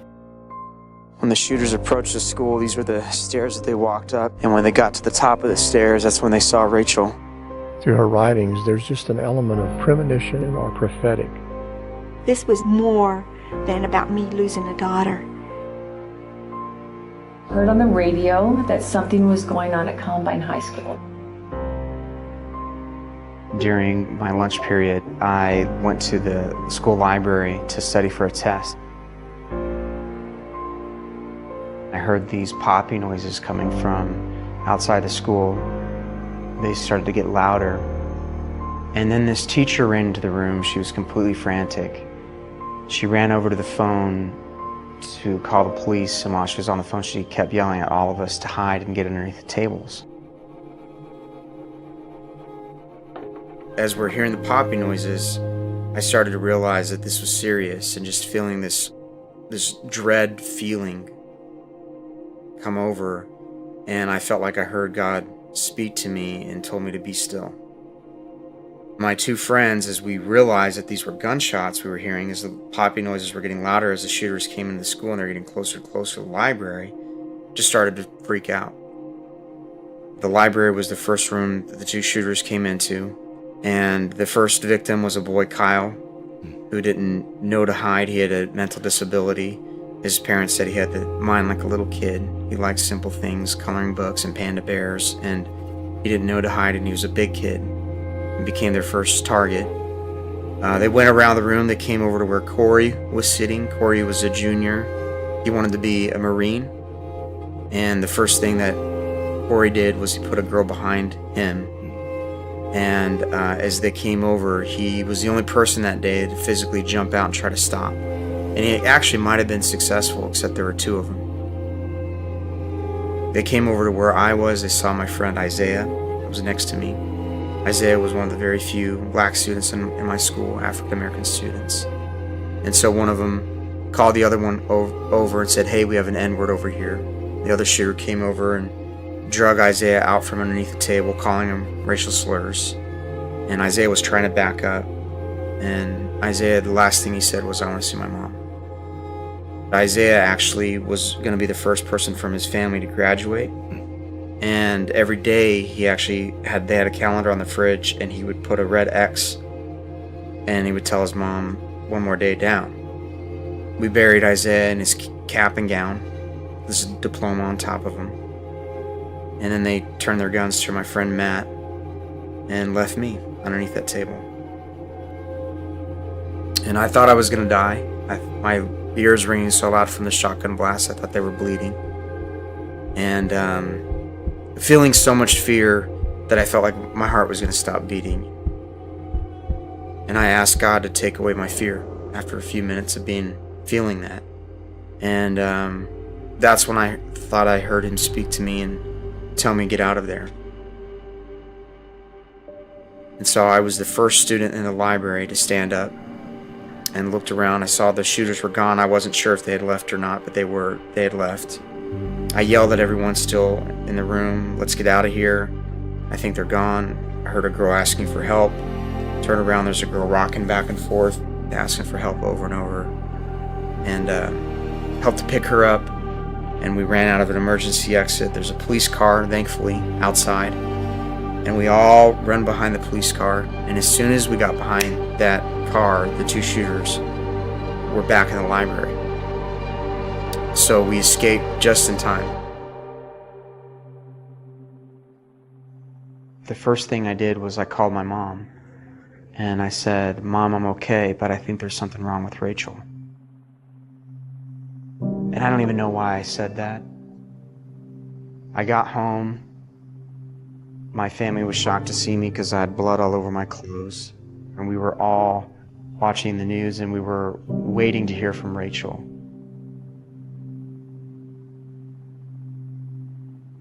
We ended up waiting all night. She didn't call. The next morning we got a phone call from the police department, and they told us that Rachel was the first one that was killed. My mom came down to tell me the news, and I could see on her face that she was just so worried about me and how I was going to take it. All these people that I was praying for, 30 minutes later, their brothers and sisters were, their brothers and sisters were showing up. But not your sister. A victim of the Littleton tragedy was laid to rest today. Rachel Scott was one of the first to die outside the school. She was Columbine High's golden girl. She was full of life, and anything that she did, she was determined to do and go wherever she wanted to. I definitely felt broken after the shooting. When we were moving some furniture around on a Christmas day, and we moved this dresser and saw this tracing of her hands. She traced her hands like this on the back of an old dresser and wrote, "These hands belong to Rachel Joy Scott and will someday touch millions of people's hearts." We started to go through Rachel's possessions. We knew that she had a number of journals and she liked writing, and we started to see there was this theme that she had. Just a month before she died, she was in her class. The teacher gives us an assignment, and it was, write a paper if you were your best self, what that would look like. She titles it, My Ethics, My Codes of Life. In it, she says, I have this theory. I have this theory that if one person can go out of their way to show compassion, then it will start a chain reaction of the same. People will never know how far a little kindness can go. I began to hear the stories of her and read her writings, and she began to really become a role model to me after she had passed. I didn't know some of the things that she was thinking and feeling. The shooters wanted to make a negative impact on this world, so my decision was that I want to leave a bigger impact, but in a positive way. If I were to meet the shooters now, I wouldn't want revenge on them. I think when I hear their name now, I feel kind of sorry for them. My family, in the months to come, we started to feel a sense of mission with telling Rachel's story. My first presentation I did, I was 18, and I'll continue to share as long as I live, as long as it's making an impact on schools. One of the big things that we're focused on is how you see yourself. Each and every one of us in this room has a great capacity to do great things. I've seen students have a change of heart. I've met students over the years that had planned a school shooting and changed their heart, changed their mind. I challenge students to choose positive influences. Rachel wanted to make a positive difference, so she surrounded herself with the right influences that helped her be a powerful, positive person.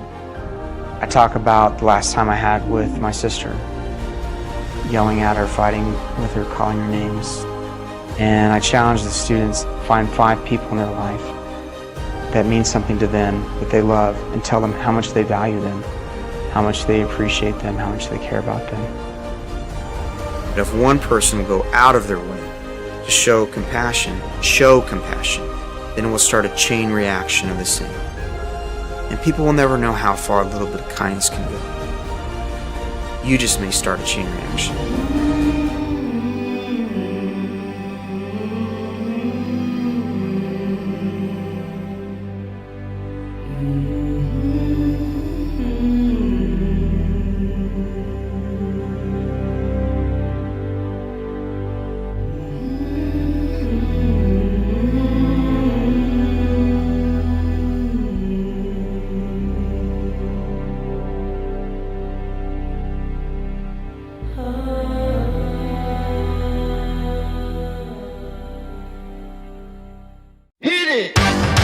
That's what I'm talking about. Wait! Okay, now, from the beginning.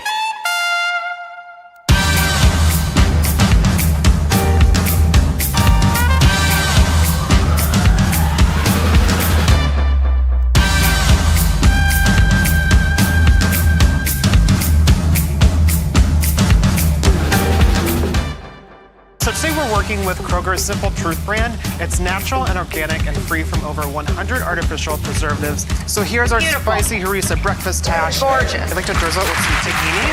Yum. Yum.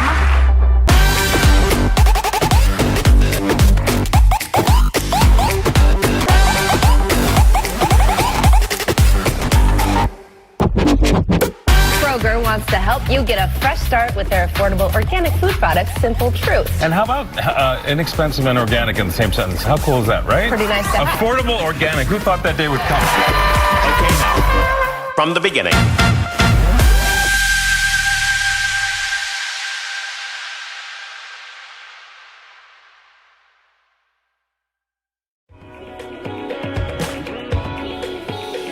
This has truly been incredible. I'm so honored to be a part of this. Thank you so much to Jewel and to Kroger for having me, and to you for tuning in. It's not quite over yet. I'm going to hand it over to Jewel to close us out, but first I wanted to remind you really quickly why we're here again, to share real tools to you to support your mental, physical, and emotional health, but also to raise awareness and funds for One Mind and Jewel's Inspiring Children Foundation, who are working to give access to gold standard mental health care for every child and young adult, and also to fund research that will help us reach a 75% recovery rate for kids who are experiencing serious mental illness. So please click the link below or go to thewellness-experience.com and donate and learn and get involved.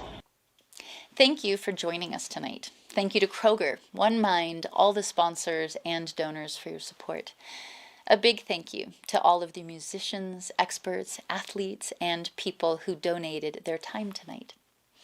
If I could leave you with just one tool to add to your tool belt, it would be, let's just maybe use the idea of gratitude, and then I'm going to give you a little science behind why it works.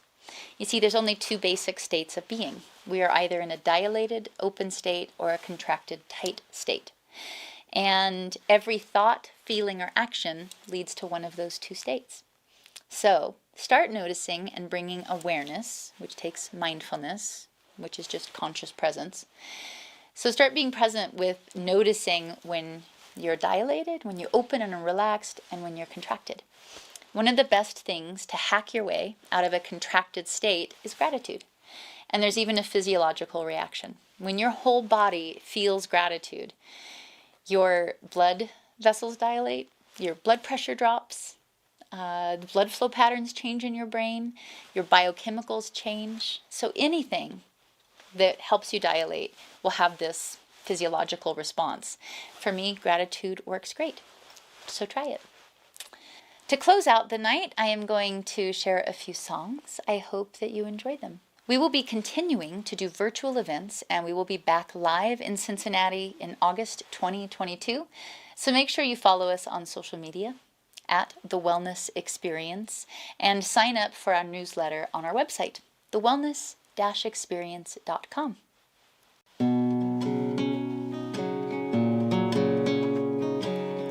Hear the clock, 6 a.m. I feel so far from where I've been. I got my eggs and my pancakes too. Got the maple syrup, everything but you. I break the yolks and make a smiley face.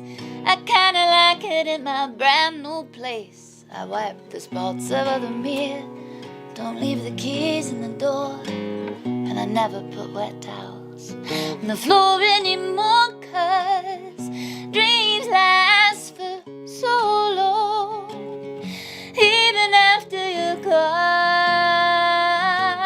And I know that you love me, and soon you will see you were meant for me. I was meant for you.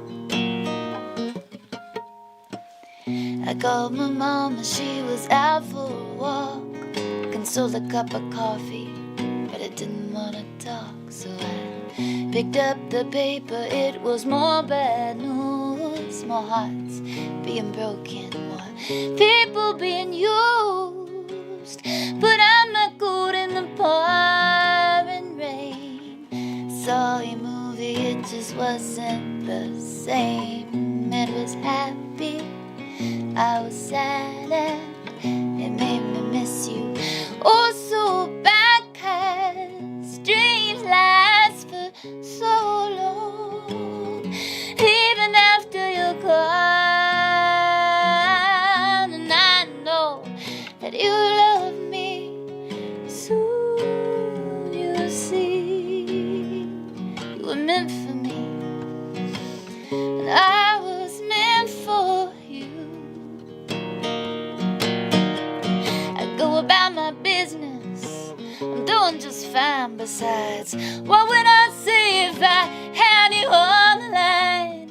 Same old story, not much else to say. Hearts are broken every day. Oh.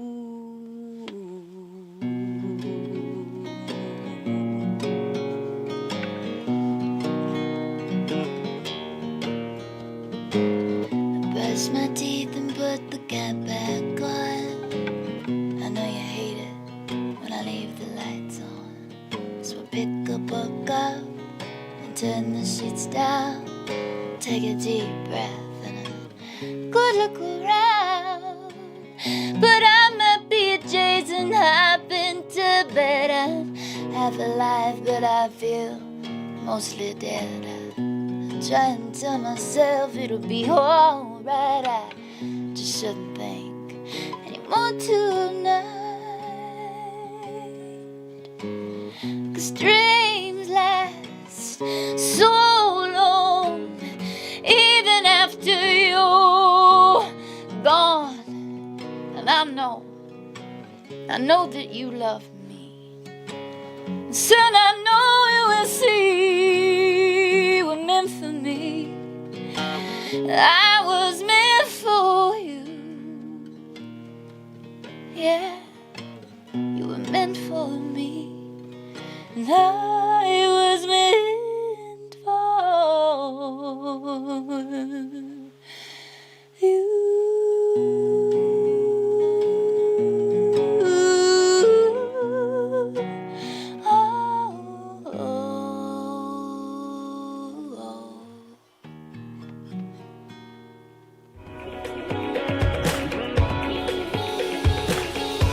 Joel, that was a beautiful way to close us out.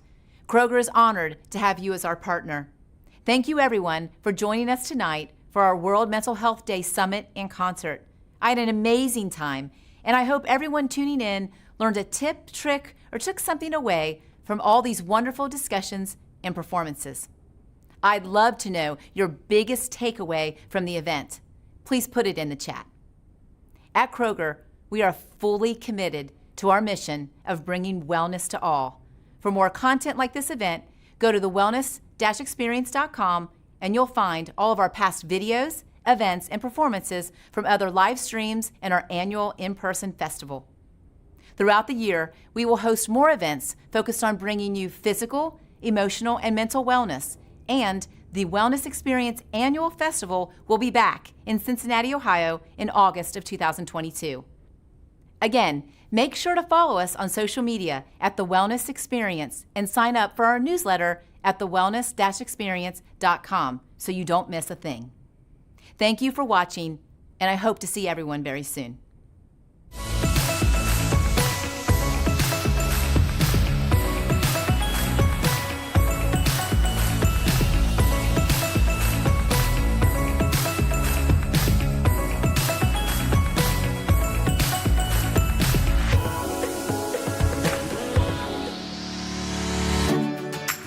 Wellness is more important now than ever. Coming out of COVID-19, we saw the devastating effects that COVID has had on our communities and has had on all of our lives. And we really believe in Kroger at trying to bring everyone back together. So wellness is really important not only to the community, but to our individual families.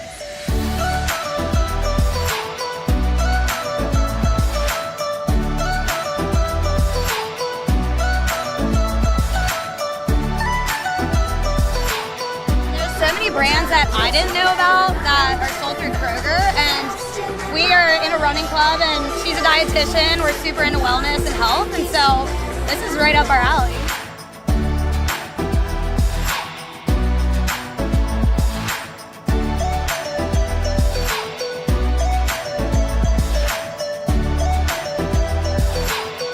Everything all natural. We gotta start pushing in that direction. I think it's getting healthier and healthier, but you see that everywhere around here.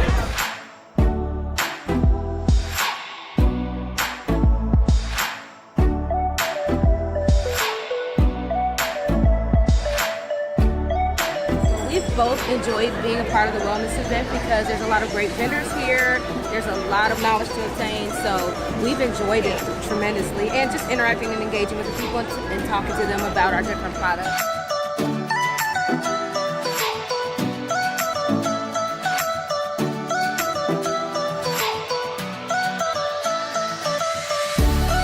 Kroger, thank you so much. It's been a great experience, and I can't wait to be back next year.